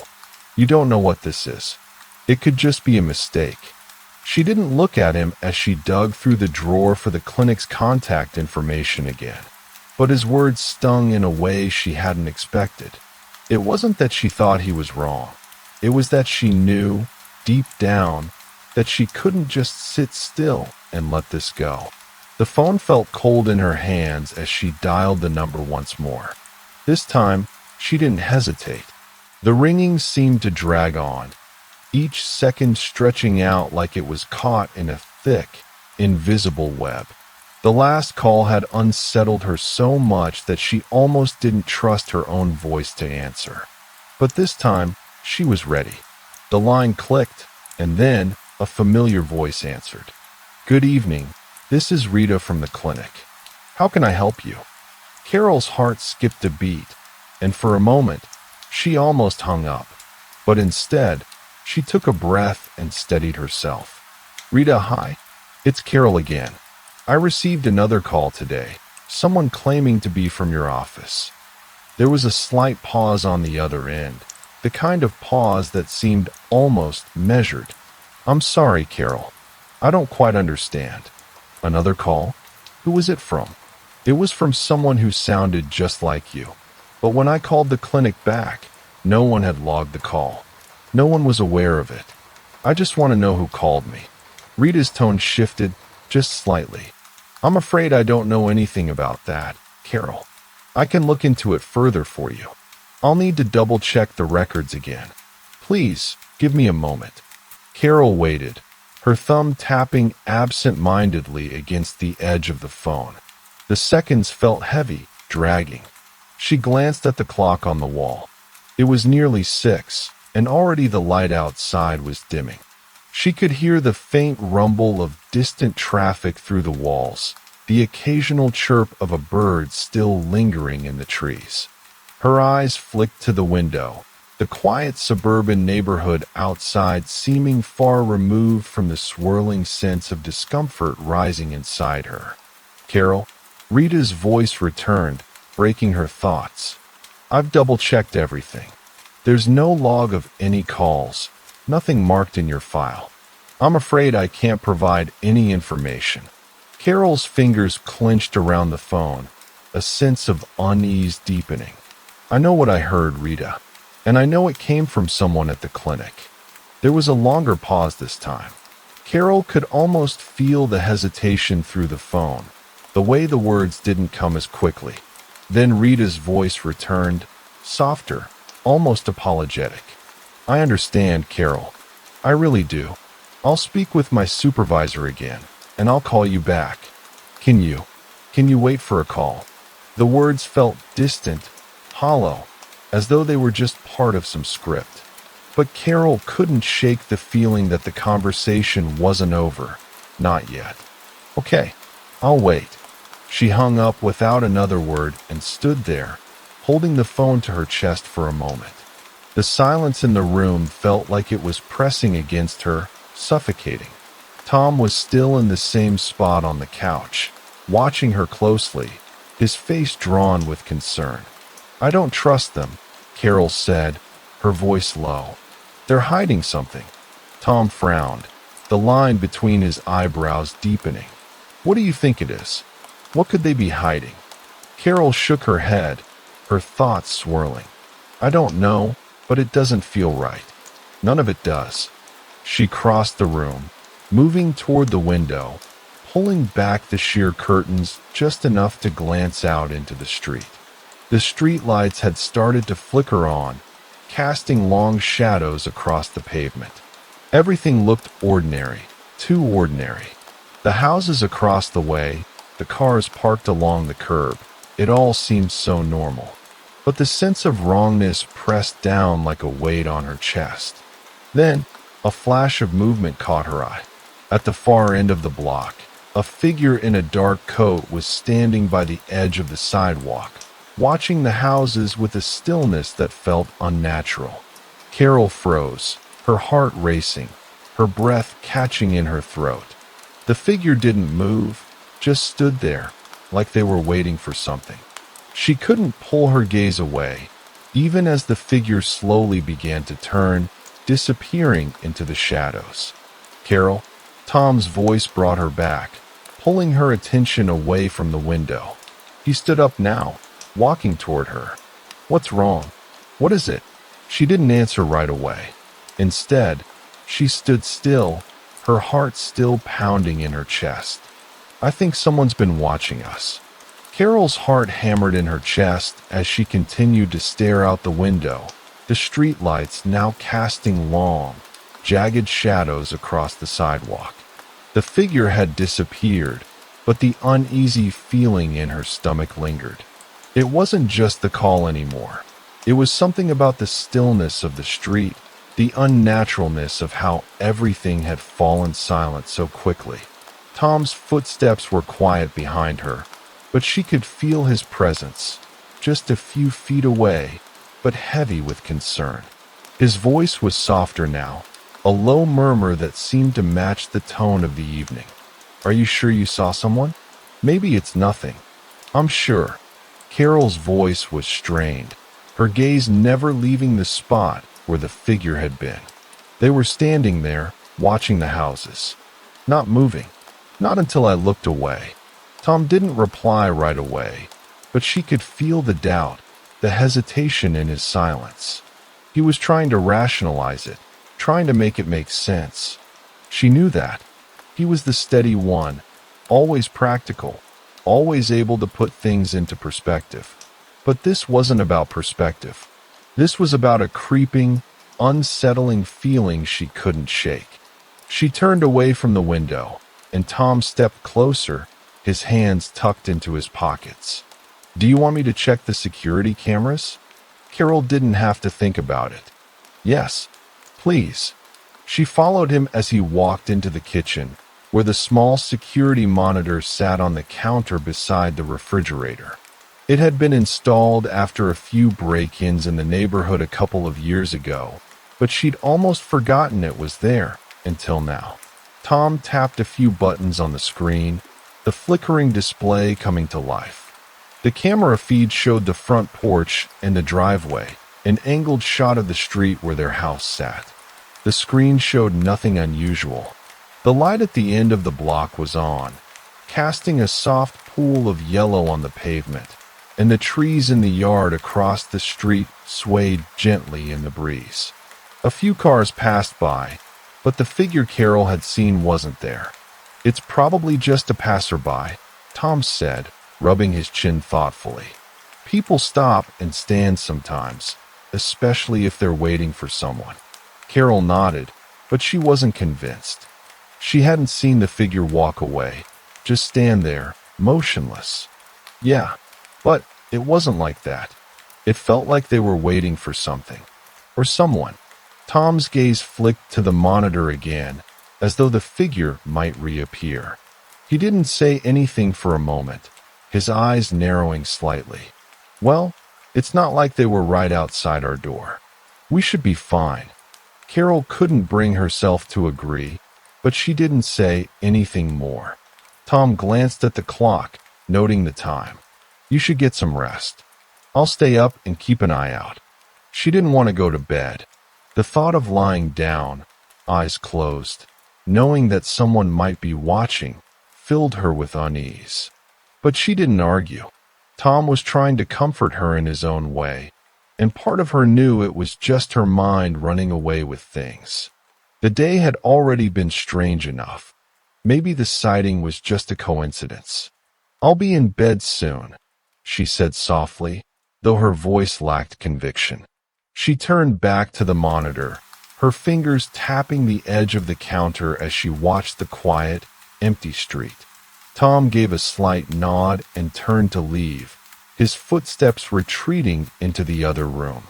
The sound of the refrigerator door opening and closing followed. Carol was alone again, the weight of the silence settling around her like a thick fog. She didn't know if she could shake the feeling of being watched. She grabbed the phone from the counter, tapping the screen to check the time. It was almost 7. Her fingers hovered over the screen again, lingering on the call log. She had almost forgotten about the message from the clinic, the one Rita had promised to return. But she didn't feel like waiting any longer. The questions were too persistent, and every answer seemed to lead to more uncertainty. She dialed the clinic again, her fingers moving with familiar precision. The phone rang twice before it was answered.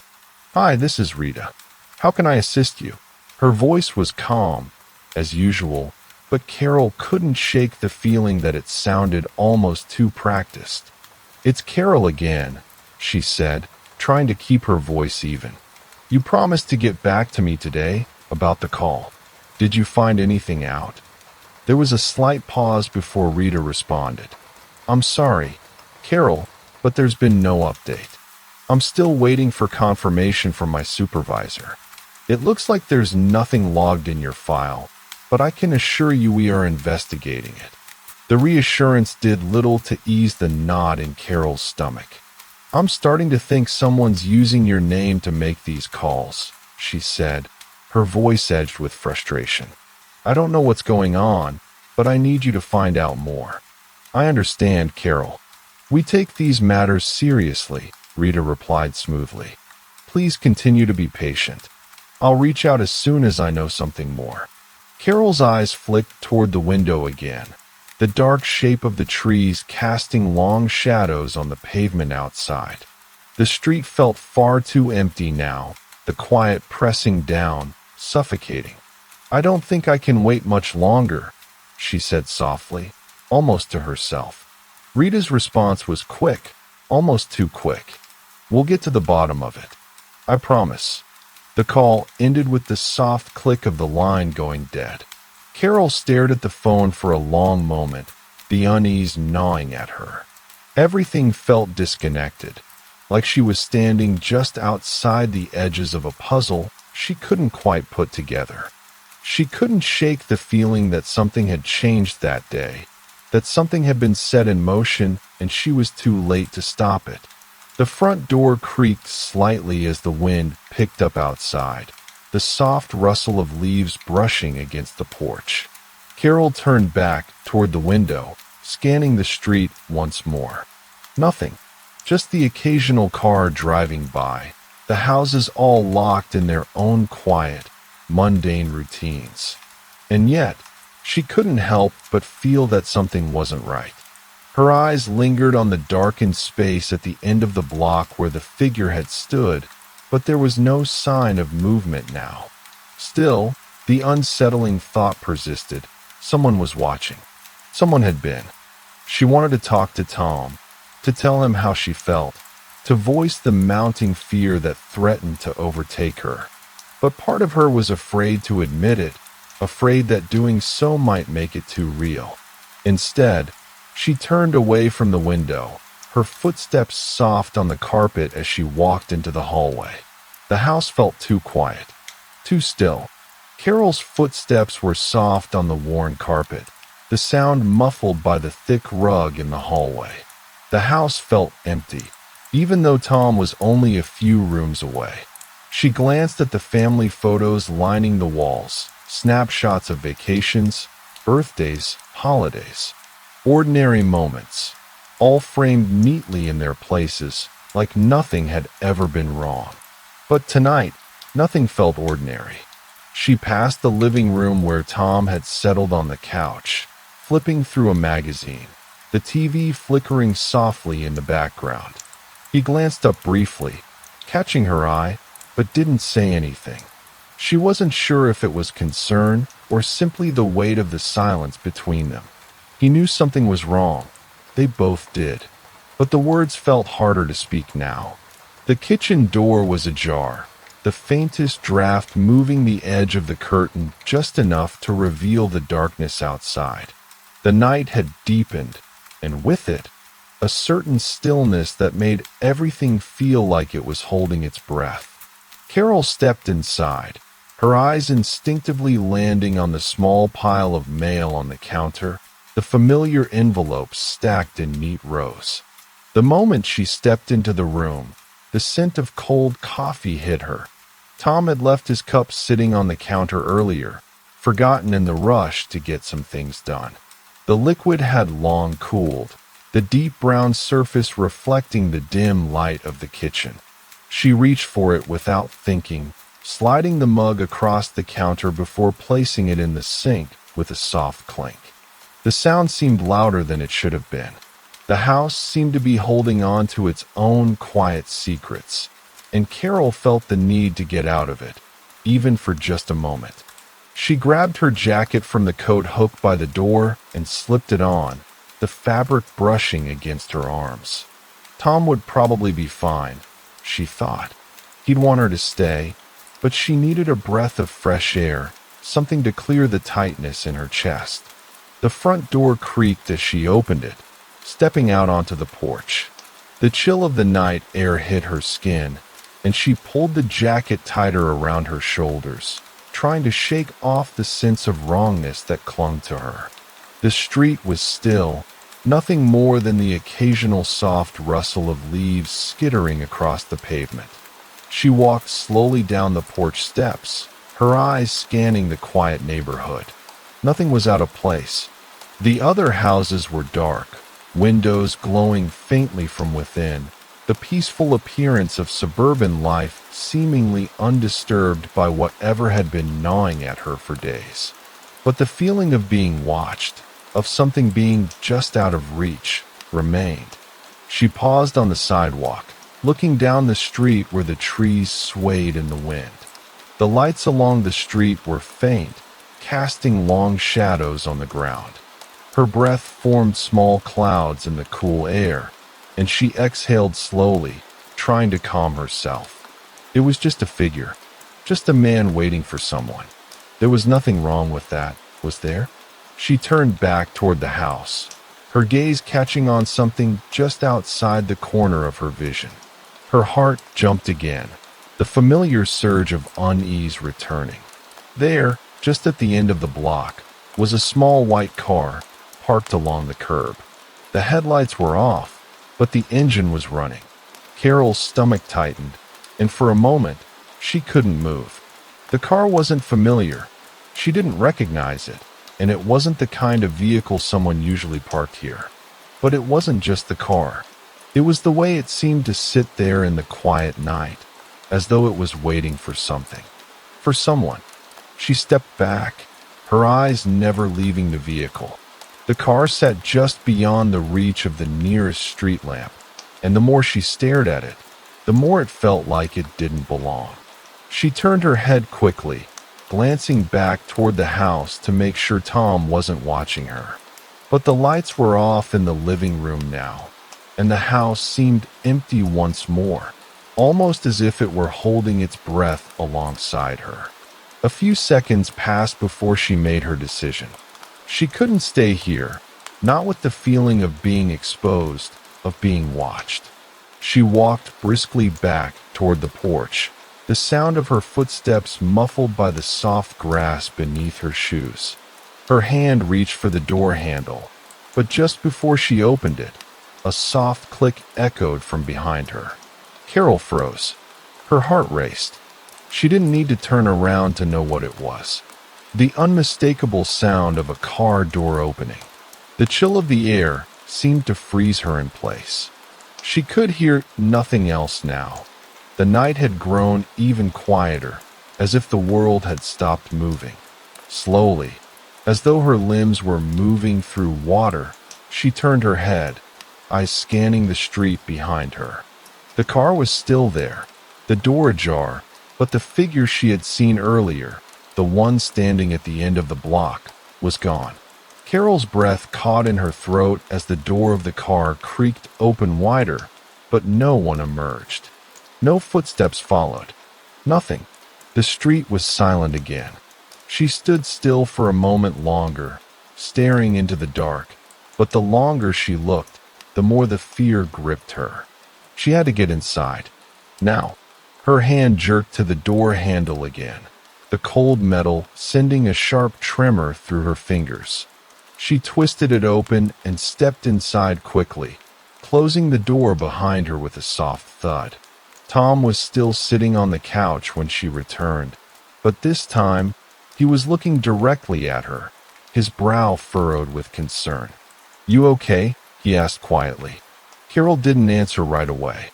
Instead, she stood by the door for a moment, her breath coming in shallow bursts. It took her a few seconds to gather her thoughts, to make herself speak. I think we need to check the security cameras again," she said finally, her voice tight. "I saw something else. A car." Tom's gaze shifted, following her into the kitchen as she walked toward the monitor. "A car?" he repeated, voice steady, though she could see the slight tension in his jaw. He knew what she was saying, even without the details.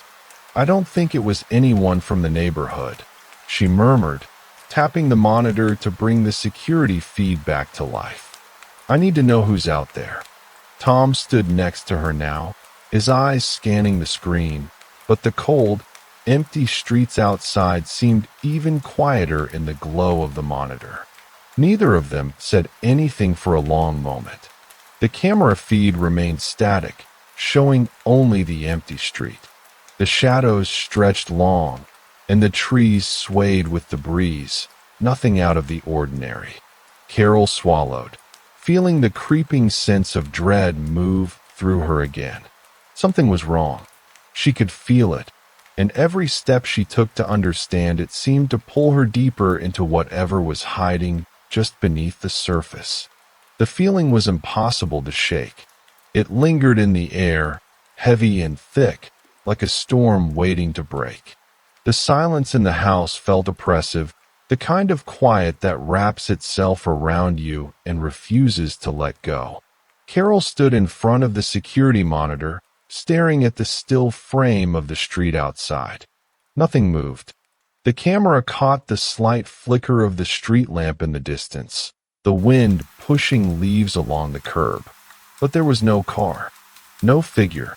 "Maybe it's nothing," Tom said, his voice steady but his eyes scanning the monitor just as intently. "It's possible someone just parked there for a minute. It could have been a neighbor or—" Carol didn't turn to face him, her gaze still fixed on the empty street. It didn't feel like nothing. She let out a slow breath, fighting the tightness in her chest. "I'm not imagining this, Tom. I saw the car, and I heard the door open." "Okay," he said softly, his voice betraying the slight concern he hadn't fully voiced earlier. "Let's just take it one step at a time.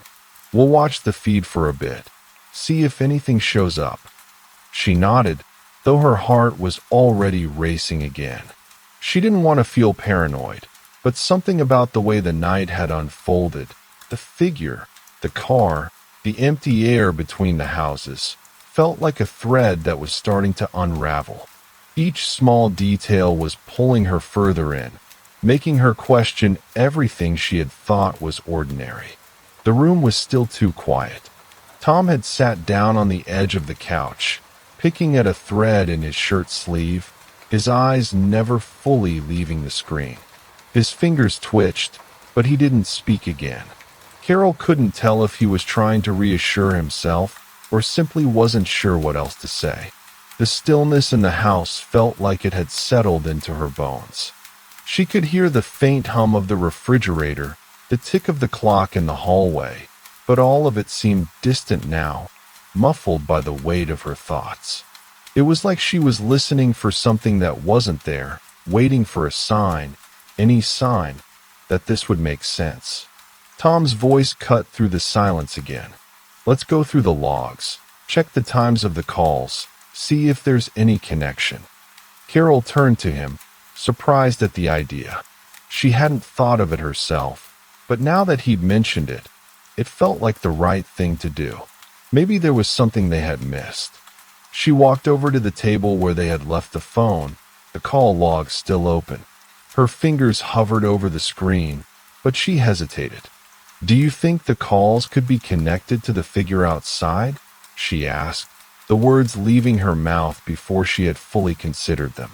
But once they were out, they felt like the thing she'd been trying to avoid saying. Tom didn't respond immediately, his brow furrowed as he thought. It's possible, but it could just be coincidence. People get strange calls all the time.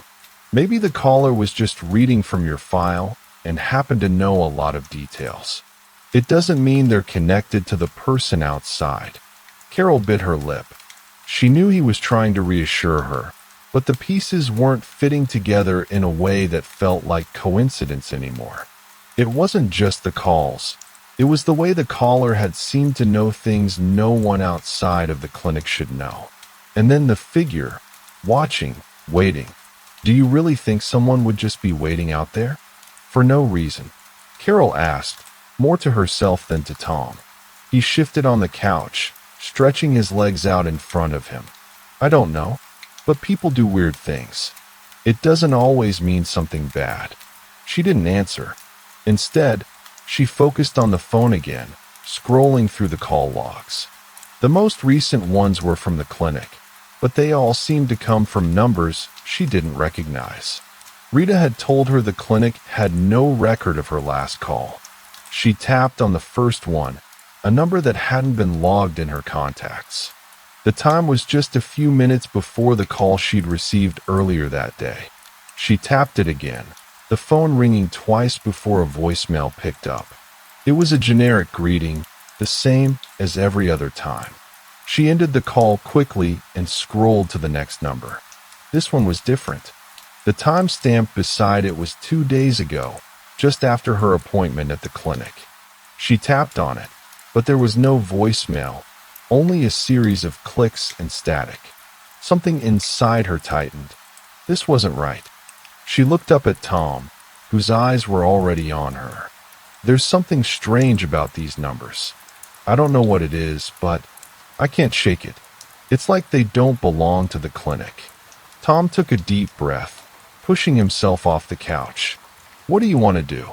Carol felt a lump rise in her throat. She didn't know what she wanted to do. She didn't know what to believe. But the feeling of being watched, of something slipping just out of reach, had consumed her every thought for the past few days. She had to figure this out, even if it didn't make sense, even if it was dangerous. I think we need to go to the clinic, she said, her voice steady but uncertain. I need to talk to someone face to face. Ask questions. Get answers. Tom didn't hesitate this time. Okay, let's go. They left quickly, both of them moving with a sense of urgency they hadn't felt before. The drive to the clinic was short, the roads quiet, the houses lining the streets eerily still. The city felt far away from them now, and for the first time, Carol was fully aware of how isolated they were, how disconnected from the rest of the world. When they arrived at the clinic, the parking lot was nearly empty. The clinic's lights were dimmed for the night, but the security door was still open, a soft light spilling out into the darkness. Carol's pulse quickened as she stepped out of the car, her breath coming faster as she walked toward the entrance. She could feel Tom's presence behind her, his footsteps quiet but solid. The clinic was almost silent inside. The receptionist was nowhere to be seen, and the only sound was the distant buzz of the fluorescent lights overhead. The faint scent of antiseptic lingered in the air, mixing with the stillness. Carol walked up to the front desk, where a folder of paperwork sat unattended. She reached for it, her fingers brushing against the edge, when she felt something unusual, something small tucked underneath the papers. She pulled it out carefully. A single, crumpled piece of paper with a name and number scrawled hastily across it. She unfolded it slowly, her breath catching in her throat as she read the words. The number was familiar. It was the same number that had shown up on her call log, the one with the static. And next to it, the name, Rita. Carol's fingers trembled as she unfolded the crumpled paper. The edges softened from the years it must have spent hidden in the drawer. The ink was smudged in places, the numbers written hastily, but still legible. Rita.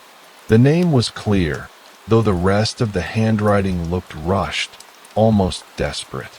The number beside it was unmistakable, the same as the one from her call logs.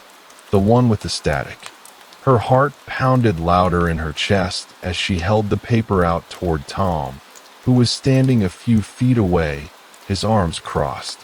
His brow furrowed as he took in the piece of paper. He stepped closer, leaning over her shoulder to read it himself, his breath just barely brushing the back of her neck. That's her number, Carol said, her voice barely above a whisper. She couldn't take her eyes off it, as if it were a clue she wasn't supposed to have found, yet it felt as if it had been waiting for her all along. Tom shifted beside her, his voice steady, though a thread of concern lined it. You don't think Rita left this here? Carol shook her head, her mind racing. No, she wouldn't. She couldn't have known I'd find this. She hesitated, the cold air of the clinic's lobby pressing in around them, the sterile scent of disinfectant mingling with the sharp smell of coffee from the break room. It doesn't make sense. She's supposed to be working with the clinic. Why would she have this? And why was it hidden? Tom stayed quiet for a moment, his gaze flicking around the empty reception area. The lights overhead flickered faintly, casting harsh shadows against the walls. A soft rustle came from the back hall, where a few doors were ajar, but no one appeared. The building felt abandoned, like it had been emptied long ago, even though Carol knew the clinic was still in operation. We should ask her about it, Tom finally said, his voice low but firm. Carol nodded, swallowing hard. We will, but first, we need to find out where she is. They stood in the quiet lobby for a moment, the tension thick in the air. Carol's fingers still clutched the paper tightly, her mind spinning with questions that had no clear answers. Rita's name, why had it been left there? What had she been involved in? And how much of it was tied to the calls Carol had received? Tom turned to the hallway behind them, toward the break room and the rooms where doctors and nurses must have gathered. Let's check the back office. Maybe someone's there who knows where Rita is.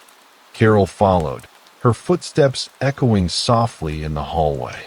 The floors were a dull gray, the walls decorated with faded posters about patient care and hygiene. Everything looked untouched, as if it had been frozen in time. It felt odd, like walking through an old, forgotten place. They passed a few empty rooms, the doors open just a crack. One of the rooms had a chair overturned in the corner, papers scattered across the desk as if someone had left in a hurry. Carol's eyes caught on a small notebook lying on the desk, its pages open, but she didn't stop to look. She felt the weight of urgency pressing down on her again, pushing her forward. They reached the back office area, and the door to one of the rooms was slightly ajar. Tom knocked gently before pushing it open, but it was empty. The room was dark except for the dim light filtering through the blinds, casting horizontal lines across the desk. A few more files were stacked in neat piles, but nothing out of place.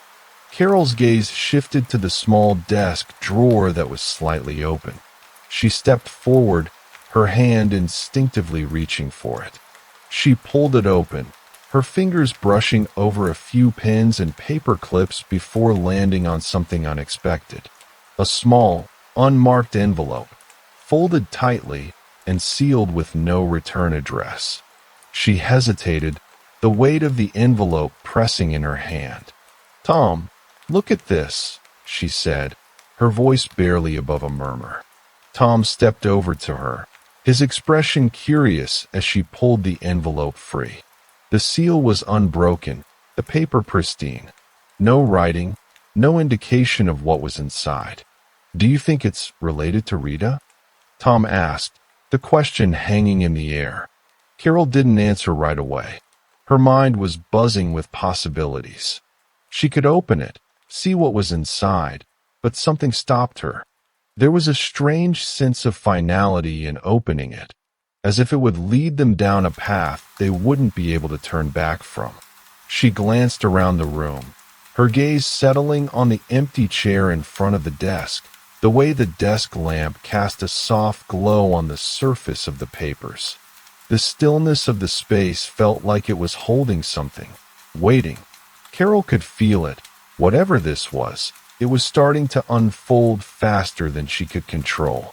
Tom broke the silence, his voice a little more insistent now. "We need to know, Carol. What if it's another clue? What if—" "I know," she interrupted softly, her fingers brushing against the edge of the envelope once more. She took a deep breath and pulled the seal away. The flap of the envelope opened, and Carol slowly unfolded the contents inside. A single photograph. It was grainy, the edges frayed as though it had been handled often. The picture was of a small, nondescript building, just a simple brick structure with a broken window. There was no sign on the front, nothing that made it stand out. In the background, the sky was overcast, the air thick with clouds, making the scene seem even more bleak. But what made Carol's pulse quicken was what was on the back of the photograph, written in the same hurried scrawl as the number and name on the crumpled paper. "The address you were looking for." Carol stared at the words, the realization sinking in. Someone had been watching her.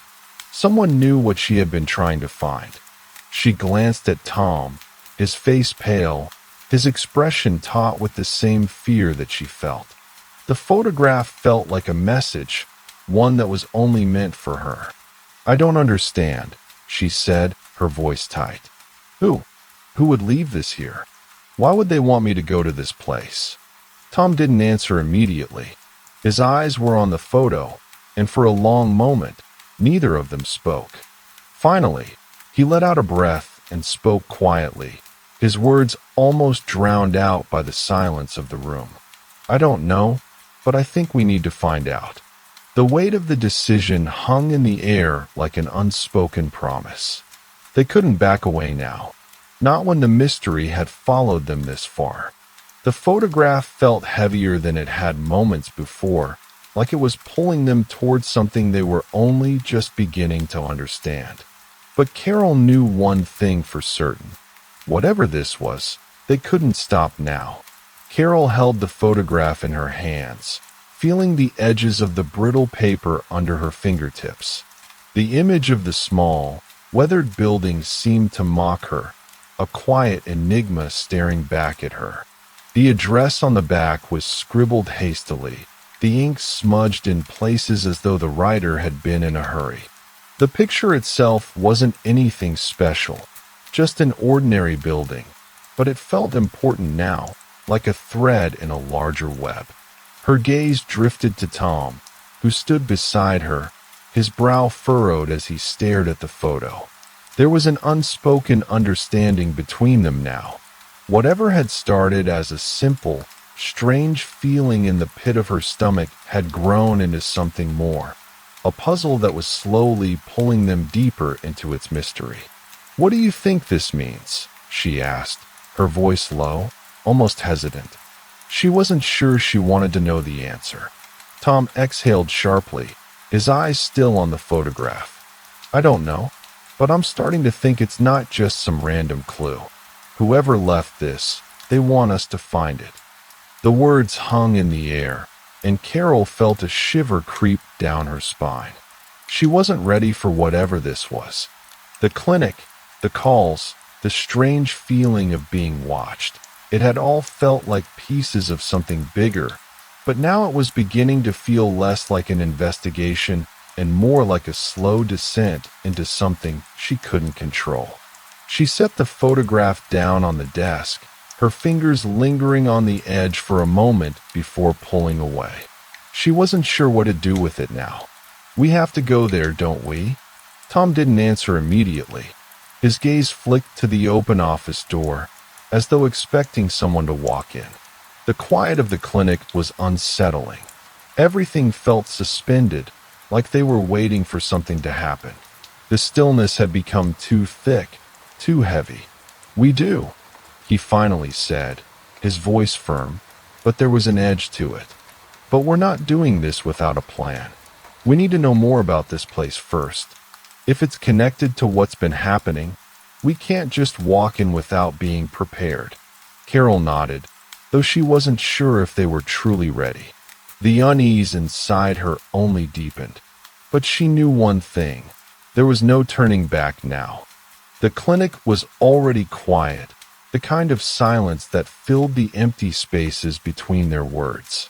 Tom stepped back, his fingers brushing through his hair as he walked toward the hallway.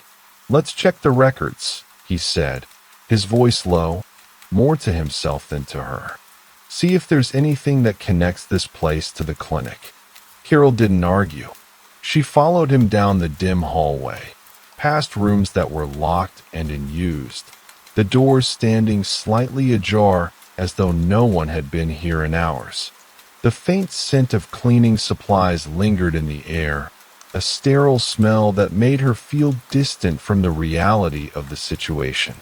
She was used to the quiet here, but tonight, it felt different. Tom paused in front of the storage room, glancing around before stepping inside. Carol followed, her eyes scanning the shelves filled with binders and files. The soft rustling of paper filled the room as Tom pulled a few files from a nearby shelf, flipping through them quickly. His fingers moved over the paper with practiced ease, his brow creased in concentration. "Anything?" Carol asked, her voice tight. "Nothing concrete," Tom muttered, still flipping through the pages. "Just routine stuff, patient information, appointments." "But," he trailed off, his finger stopping on a particular sheet. "Look at this." Carol stepped forward, her heart thudding in her chest. Tom handed her the file, and she quickly skimmed over it. The name at the top caught her attention immediately. Rita Harper. The file was brief, only a few notes about her role at the clinic and the departments she had worked in. But what caught Carol's eye was the note written in the margins. Last known location, off-site, emergency contact. She looked at Tom, feeling the weight of the words settle over her. Off-site. Why would Rita be off-site? Tom ran his hand through his hair again, his mind clearly racing. Could be a simple mistake. People get sent off for training, for appointments, for... No. Carol interrupted, her voice sharp. This isn't just a mistake. She's part of this. She has to be. Tom was quiet for a moment, his gaze still fixed on the file. Carol could see him processing, weighing the possibility. He was trying to piece together the fragments just like she was, but this was different. This wasn't just a series of coincidences anymore. "Let's go check the address," Tom said finally, his voice low, but there was resolve in it now. He was no longer trying to rationalize this. He was committed. Carol nodded, but the tightness in her chest hadn't loosened. She still wasn't sure what they would find, but the feeling of being so close to something, yet so far away from understanding it, was almost unbearable. They made their way back to the car, the sky outside darker now, the stars obscured by the thin clouds that had begun to roll in. The drive to the address was brief, and the city outside the window seemed to blur into the background, swallowed by the night. As they turned onto the street where the building should have been, Carol felt her breath catch. The neighborhood was quiet, the kind of place where everyone kept to themselves, their windows dark, their lawns neatly manicured. But the building that sat at the end of the street was nothing like she expected. It wasn't a house. It wasn't a store. It was a small warehouse, its exterior faded and peeling, windows grimy with years of neglect. The lights inside were dim, casting long shadows across the empty lot. Carol's stomach dropped as they parked in front of the building. The street was empty, save for a few parked cars, the stillness pressing in on them like a heavy weight. She turned to Tom, her voice barely above a whisper. "What is this place?" Tom didn't answer right away. He simply stared at the building, his fingers gripping the steering wheel. The air inside the car felt thick, like it was holding its breath. "We need to get inside," he said quietly, his tone even. But Carol could hear the tension beneath it. They both stepped out of the car, the chill of the evening air hitting their skin.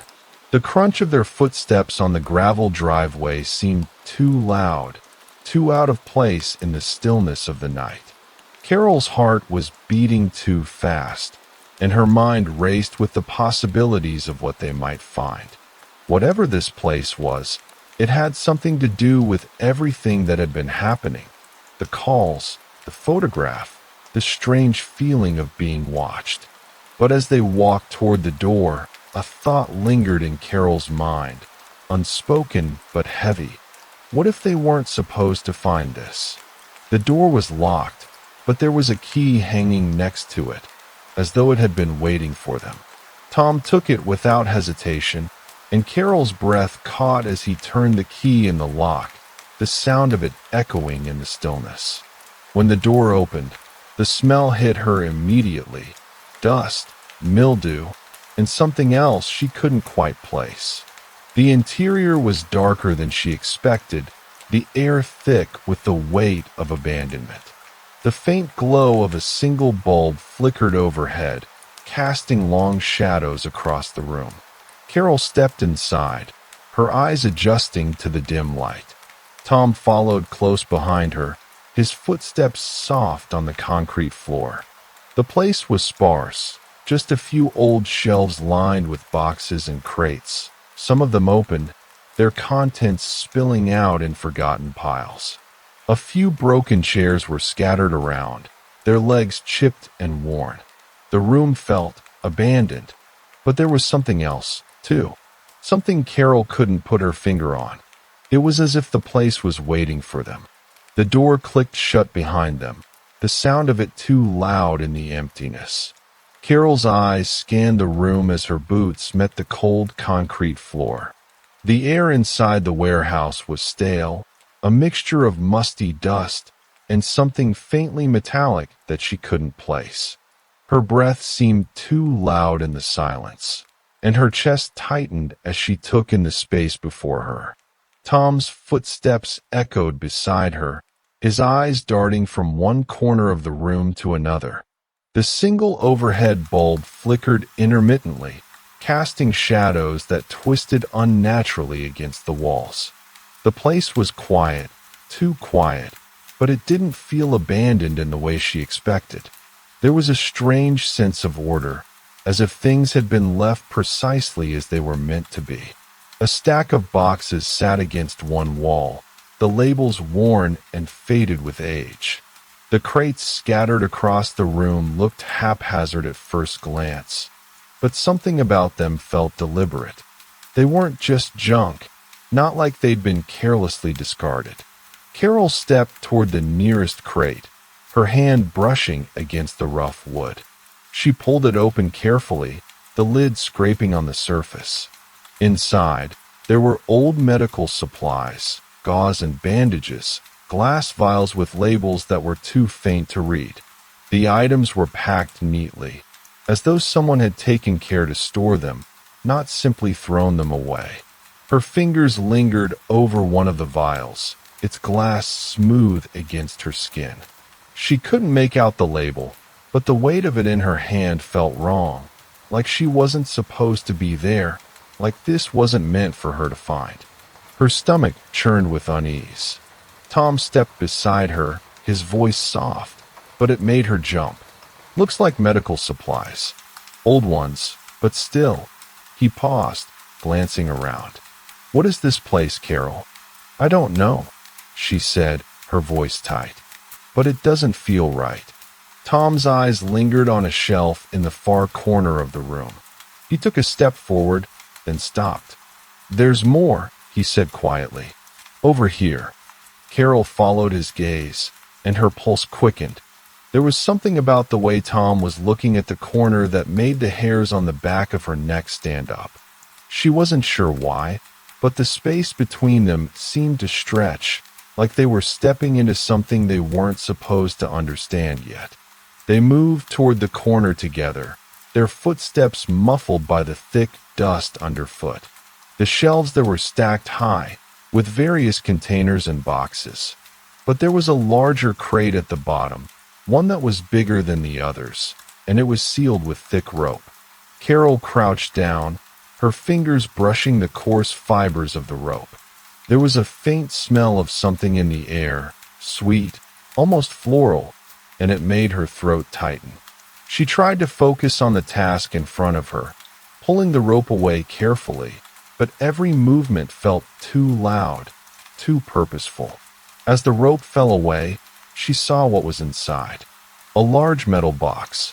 It looked out of place in the otherwise shabby warehouse, its edges sharp and angular. The metal gleamed, almost new, as though it had been kept in pristine condition. A small, silver latch on the front caught her eye. Carol's fingers hovered over it, but the hesitation in her movements was palpable.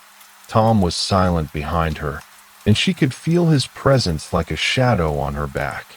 His gaze was fixed on the box, too, but neither of them made a move to open it. The air in the room felt thick now, charged with something unspoken. Carol's heart was pounding, and she could feel the weight of the moment pressing down on her chest. There was something wrong with this place. She knew it. She could feel it. "Do you think we should open it?" she asked, her voice barely above a whisper. Tom didn't respond immediately. Instead, he crouched next to her, his hands resting on his knees. "I don't know," he said slowly, his voice measured, like he was trying to force himself to think clearly. "But I think we need to understand what's inside." Her fingers closed around the latch. It was cold, the metal cool against her skin, and for a brief moment, she almost pulled away.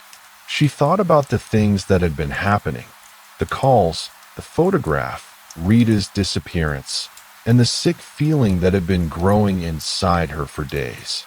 But there was no going back now. With a quiet click, the latch opened. The box was empty. Carol blinked, leaning forward to look again. There was nothing inside except a few old, crumpled papers, the edges curling with age.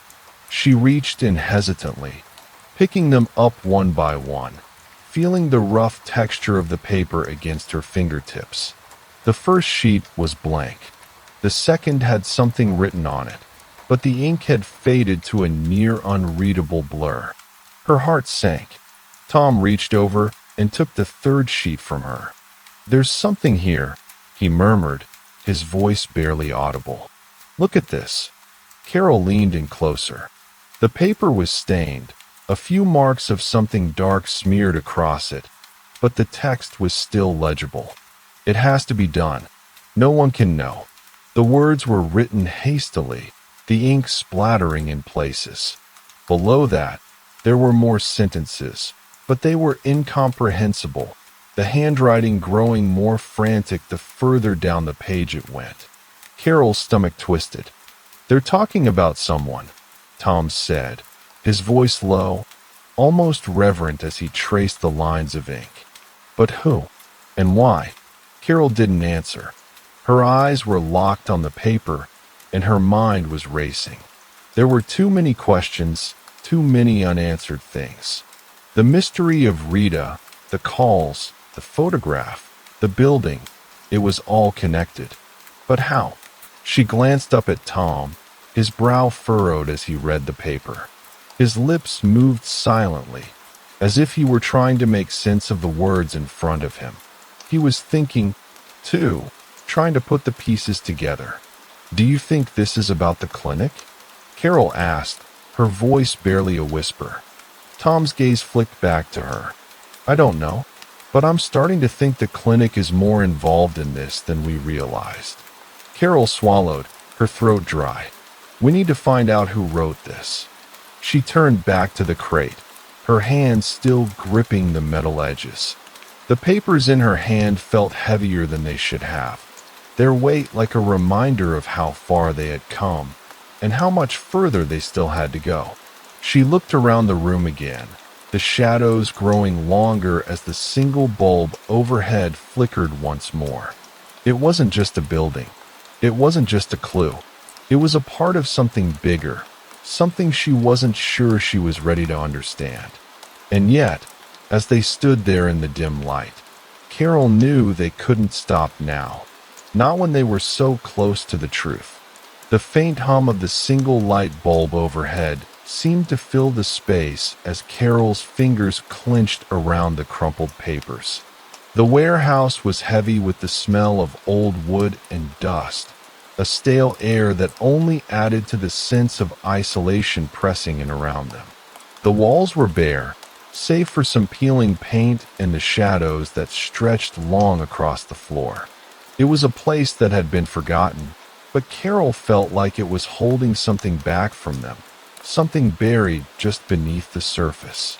She looked over at Tom, who was still crouched beside her, his face tense as he sifted through the papers. The soft rustle of the paper in his hands seemed loud in the stillness. He was trying to make sense of the fragments they had found, but it wasn't adding up. His jaw was clenched, his fingers tapping the paper lightly, as though he were waiting for the next piece to fall into place. Carol let out a slow breath, pushing the weight of the moment down. She couldn't focus on how wrong this place felt, how cold it was. They had to keep moving forward, no matter how impossible it seemed. "I don't think it's just the clinic," she said quietly, her voice breaking the silence. "Whoever wrote this, it's like they were afraid of something. It's not just about the people in the clinic. It's about something much bigger." Tom nodded slowly, his eyes narrowing as he looked back at the paper. He didn't speak for a long moment, and Carol felt the quiet stretch between them. It wasn't just the words on the page that were unsettling. It was the feeling that had crept in, the knowledge that they had stumbled into something far deeper than either of them had anticipated. "Maybe," Tom said finally, his voice barely audible, "but I don't think we're getting anywhere by sitting here and reading these. There's got to be something more in this place, something we've missed." Carol hesitated, the unease still clinging to her like a second skin. It was true. Everything about the warehouse felt like it was hiding more, as if the very walls themselves were holding a secret. She pushed the papers into her jacket pocket, hoping the weight of them wouldn't press her further into the shadows of the room. They had to keep looking, but she wasn't sure where to start. The warehouse was too quiet, too still, and yet it felt like something was watching them. She glanced around, her gaze landing on the far corner of the room. There, partially obscured by the rusted shelves, was a small door, barely noticeable against the grime-streaked walls. It wasn't large, just a narrow, unassuming door tucked away from the rest of the room. It seemed almost out of place in the otherwise sparse surroundings. "Tom," Carol whispered, nodding toward the door. Tom followed her gaze, his eyes narrowing. "I didn't see that before." "Me neither," Carol replied, her pulse quickening slightly. The door was too small to be a main entrance, too inconspicuous to be noticed by someone in a hurry. It felt like it had been deliberately hidden, just out of sight. Tom stood up, brushing the dust from his hands before moving toward the door. Carol followed him, the feeling of anticipation building with each step. The air in the warehouse seemed to shift around them, and Carol couldn't shake the sense that they were crossing a threshold into something they weren't meant to uncover. The door was locked, but not tightly. A simple deadbolt stood in their way, and Tom worked it open with ease, the mechanism giving with a soft click. He turned the handle and pulled the door open just enough to peek inside. The space beyond was dim, but Carol could see enough to know it wasn't empty. There was a narrow hallway beyond, leading to a small staircase that descended into a lower level. The air smelled musty here, like old stone and something faintly chemical. The floor creaked slightly as Carol stepped into the corridor, the sound echoing off the narrow walls. The stairs, made of worn wood, seemed to sag under the weight of time, their steps uneven and cracked. "We need to be careful," Carol murmured, her voice a little shaky as she reached for the railing. It felt strange, almost as though this small part of the building had been sealed off on purpose, kept hidden from the rest of the world. Tom nodded, but didn't say anything, his hand resting lightly on the railing as they descended into the darkness below. The steps groaned under their feet, and the air grew colder, damp with the weight of years. The further they went, the more the silence pressed in on them. It was the kind of silence that seemed to swallow sound whole, leaving only the thud of their footsteps behind. At the bottom of the stairs, they reached a small landing. It was more like a cellar than a room, with rough, uneven stone walls and a low, flickering light from a single bulb overhead. There were crates stacked haphazardly against the walls, some of them open, some of them sealed tight. The floor was scattered with old debris, broken wood, discarded boxes, old files and papers strewn about like someone had been searching through them in a hurry. Carol's breath caught as she looked around. This place wasn't just a storage area. It felt like someone had been using it recently. The fresh dust on the crates, the way the papers were scattered, it was as if someone had been in here, looking for something, just before they arrived. "Tom, look at this," she said, her voice tight with the realization. She moved toward a set of files piled on the ground, a few of them half open. The papers inside were yellowed with age, but some of the writing was clear enough to make out. Tom walked over, crouching next to her. He began flipping through the files, his fingers moving quickly over the pages. "These are patient records." His voice trailed off, a puzzled frown creasing his brow. "These aren't from the clinic. They're from a different place, a different time." Carol took the top sheet, her eyes scanning the text. It was hard to make sense of the words, but the names were familiar. She recognized a few of them, patients she had never seen, records she had never heard of. They were all listed as inactive or discharged, but there was something in the notes that didn't make sense. Why would these records be here? Carol whispered, her voice tinged with disbelief. "What does this have to do with the clinic?" Tom stood up, his eyes scanning the room again. "I don't know, but I think we're about to find out." Carol's eyes darted around the dimly lit room, her pulse quickening. The sense of being watched was growing again, the oppressive silence pressing down on them from every corner. She couldn't shake the feeling that someone, or something, was waiting for them to uncover the next piece. And she had the terrible, sinking thought that once they found it, there would be no going back. Carol's eyes lingered on the file in her hands. The faded paper crinkled under her fingers as she carefully turned the pages, each one revealing more about patients she had never heard of, from clinics and hospitals that seemed distant, disconnected from the place they were now standing in. She wasn't sure what to make of it. These names, these records, felt almost too out of place in the cluttered room. The notes scrawled in the margins were cryptic, often incomplete. Yet, the deeper she dug, the clearer it became that the story these files told wasn't just one of medical history. It was about control, about manipulation. One name kept resurfacing, a patient who had been marked as inactive far longer than the others. A woman, Rita Harper. But this was no ordinary discharge note. Beneath it was a simple, yet telling line. Transferred, under duress. Emergency relocation required. Carol felt a chill run down her spine. She knew that name. Rita had worked at the clinic, and Carol had always felt that something about her was different, almost as if Rita had been hiding in plain sight.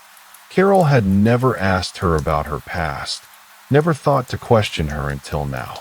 She turned the page, her hands trembling slightly. More entries for Rita.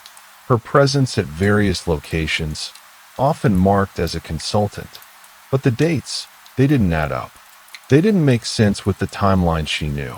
It was like Rita had moved through different parts of the system, always just out of reach, always somehow connected, but never fully visible.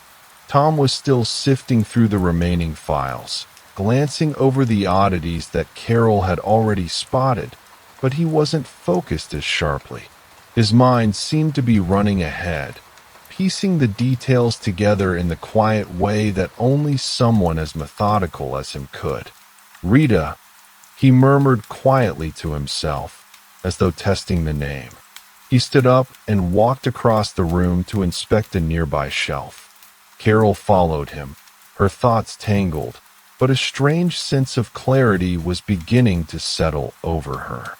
"Do you think she's connected to all of this?" Carol asked, her voice soft, but edged with curiosity. "I think it's more than that," Tom said quietly, flipping open another file. "It's possible she was the link. She wasn't just a worker at the clinic. She was someone who knew everything, or at least enough." He paused, his fingers resting on the paper as he stared at it, lost in thought. Carol's mind raced. If Rita knew too much, why had she left the clinic? Why had she disappeared? Why had the records been hidden here? Tom slowly placed the file back down on the shelf and turned to face her. If we're right, Rita wasn't just hiding from the clinic. She was hiding from someone else. Someone who had more control over her than we realized. Carol thought back to the photograph, the one with the unknown address. She had thought it was a clue, a way forward, but now it seemed more like a parting gift, a warning. Rita must have known this place, had been connected to it for a long time. "We have to find her," Carol said, a quiet urgency creeping into her voice. "Whatever she knows, it's more than just a thread we're following. She's the key." Tom nodded, his expression solemn. "We need to go back to the clinic, find out if she's been trying to contact anyone, see if she's left any trail behind. She's not just some innocent worker caught in a bad situation. She's been involved in something far deeper than we understood." Carol's mind spun. She thought of the clinic, of the walls that had once felt familiar, but now seemed full of secrets. She thought of the call she'd received, of the strange voice that had known her name. All the pieces were here, scattered across the dimly lit room. But what was the picture they were starting to form?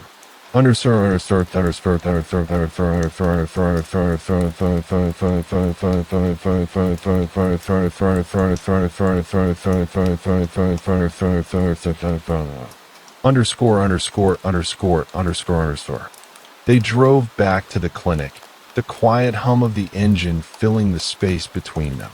The world outside was still, the streets empty and dim, just the occasional passing car.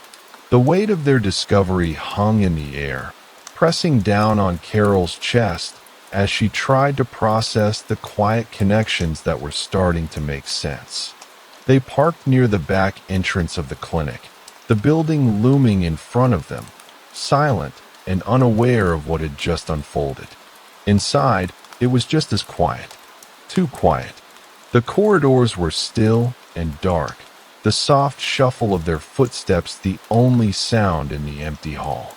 The receptionist's desk was unmanned, and the air was thick with the smell of disinfectant and old paper. Everything felt suspended in time, as though the clinic had been abandoned long ago, even though it had only been a few hours since they'd left.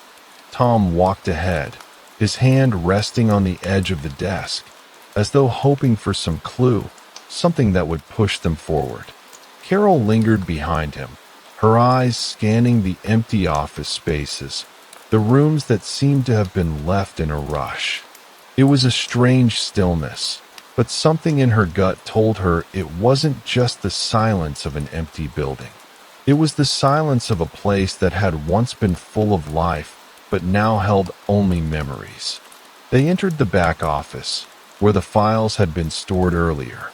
Carol went straight to the desk where she had found the patient records and began to search through the drawers again. She was looking for something she couldn't name, anything that would bring her closer to the truth. But it wasn't until she reached the bottom drawer that she felt it. There was something off about it. The drawer didn't slide open as easily as the others. It caught halfway, as if something heavy was wedged against it. Carol tugged gently, and the drawer gave way with a soft creak. Inside was a single file, different from the others. The paper was thick, not the usual flimsy sheets of patient records.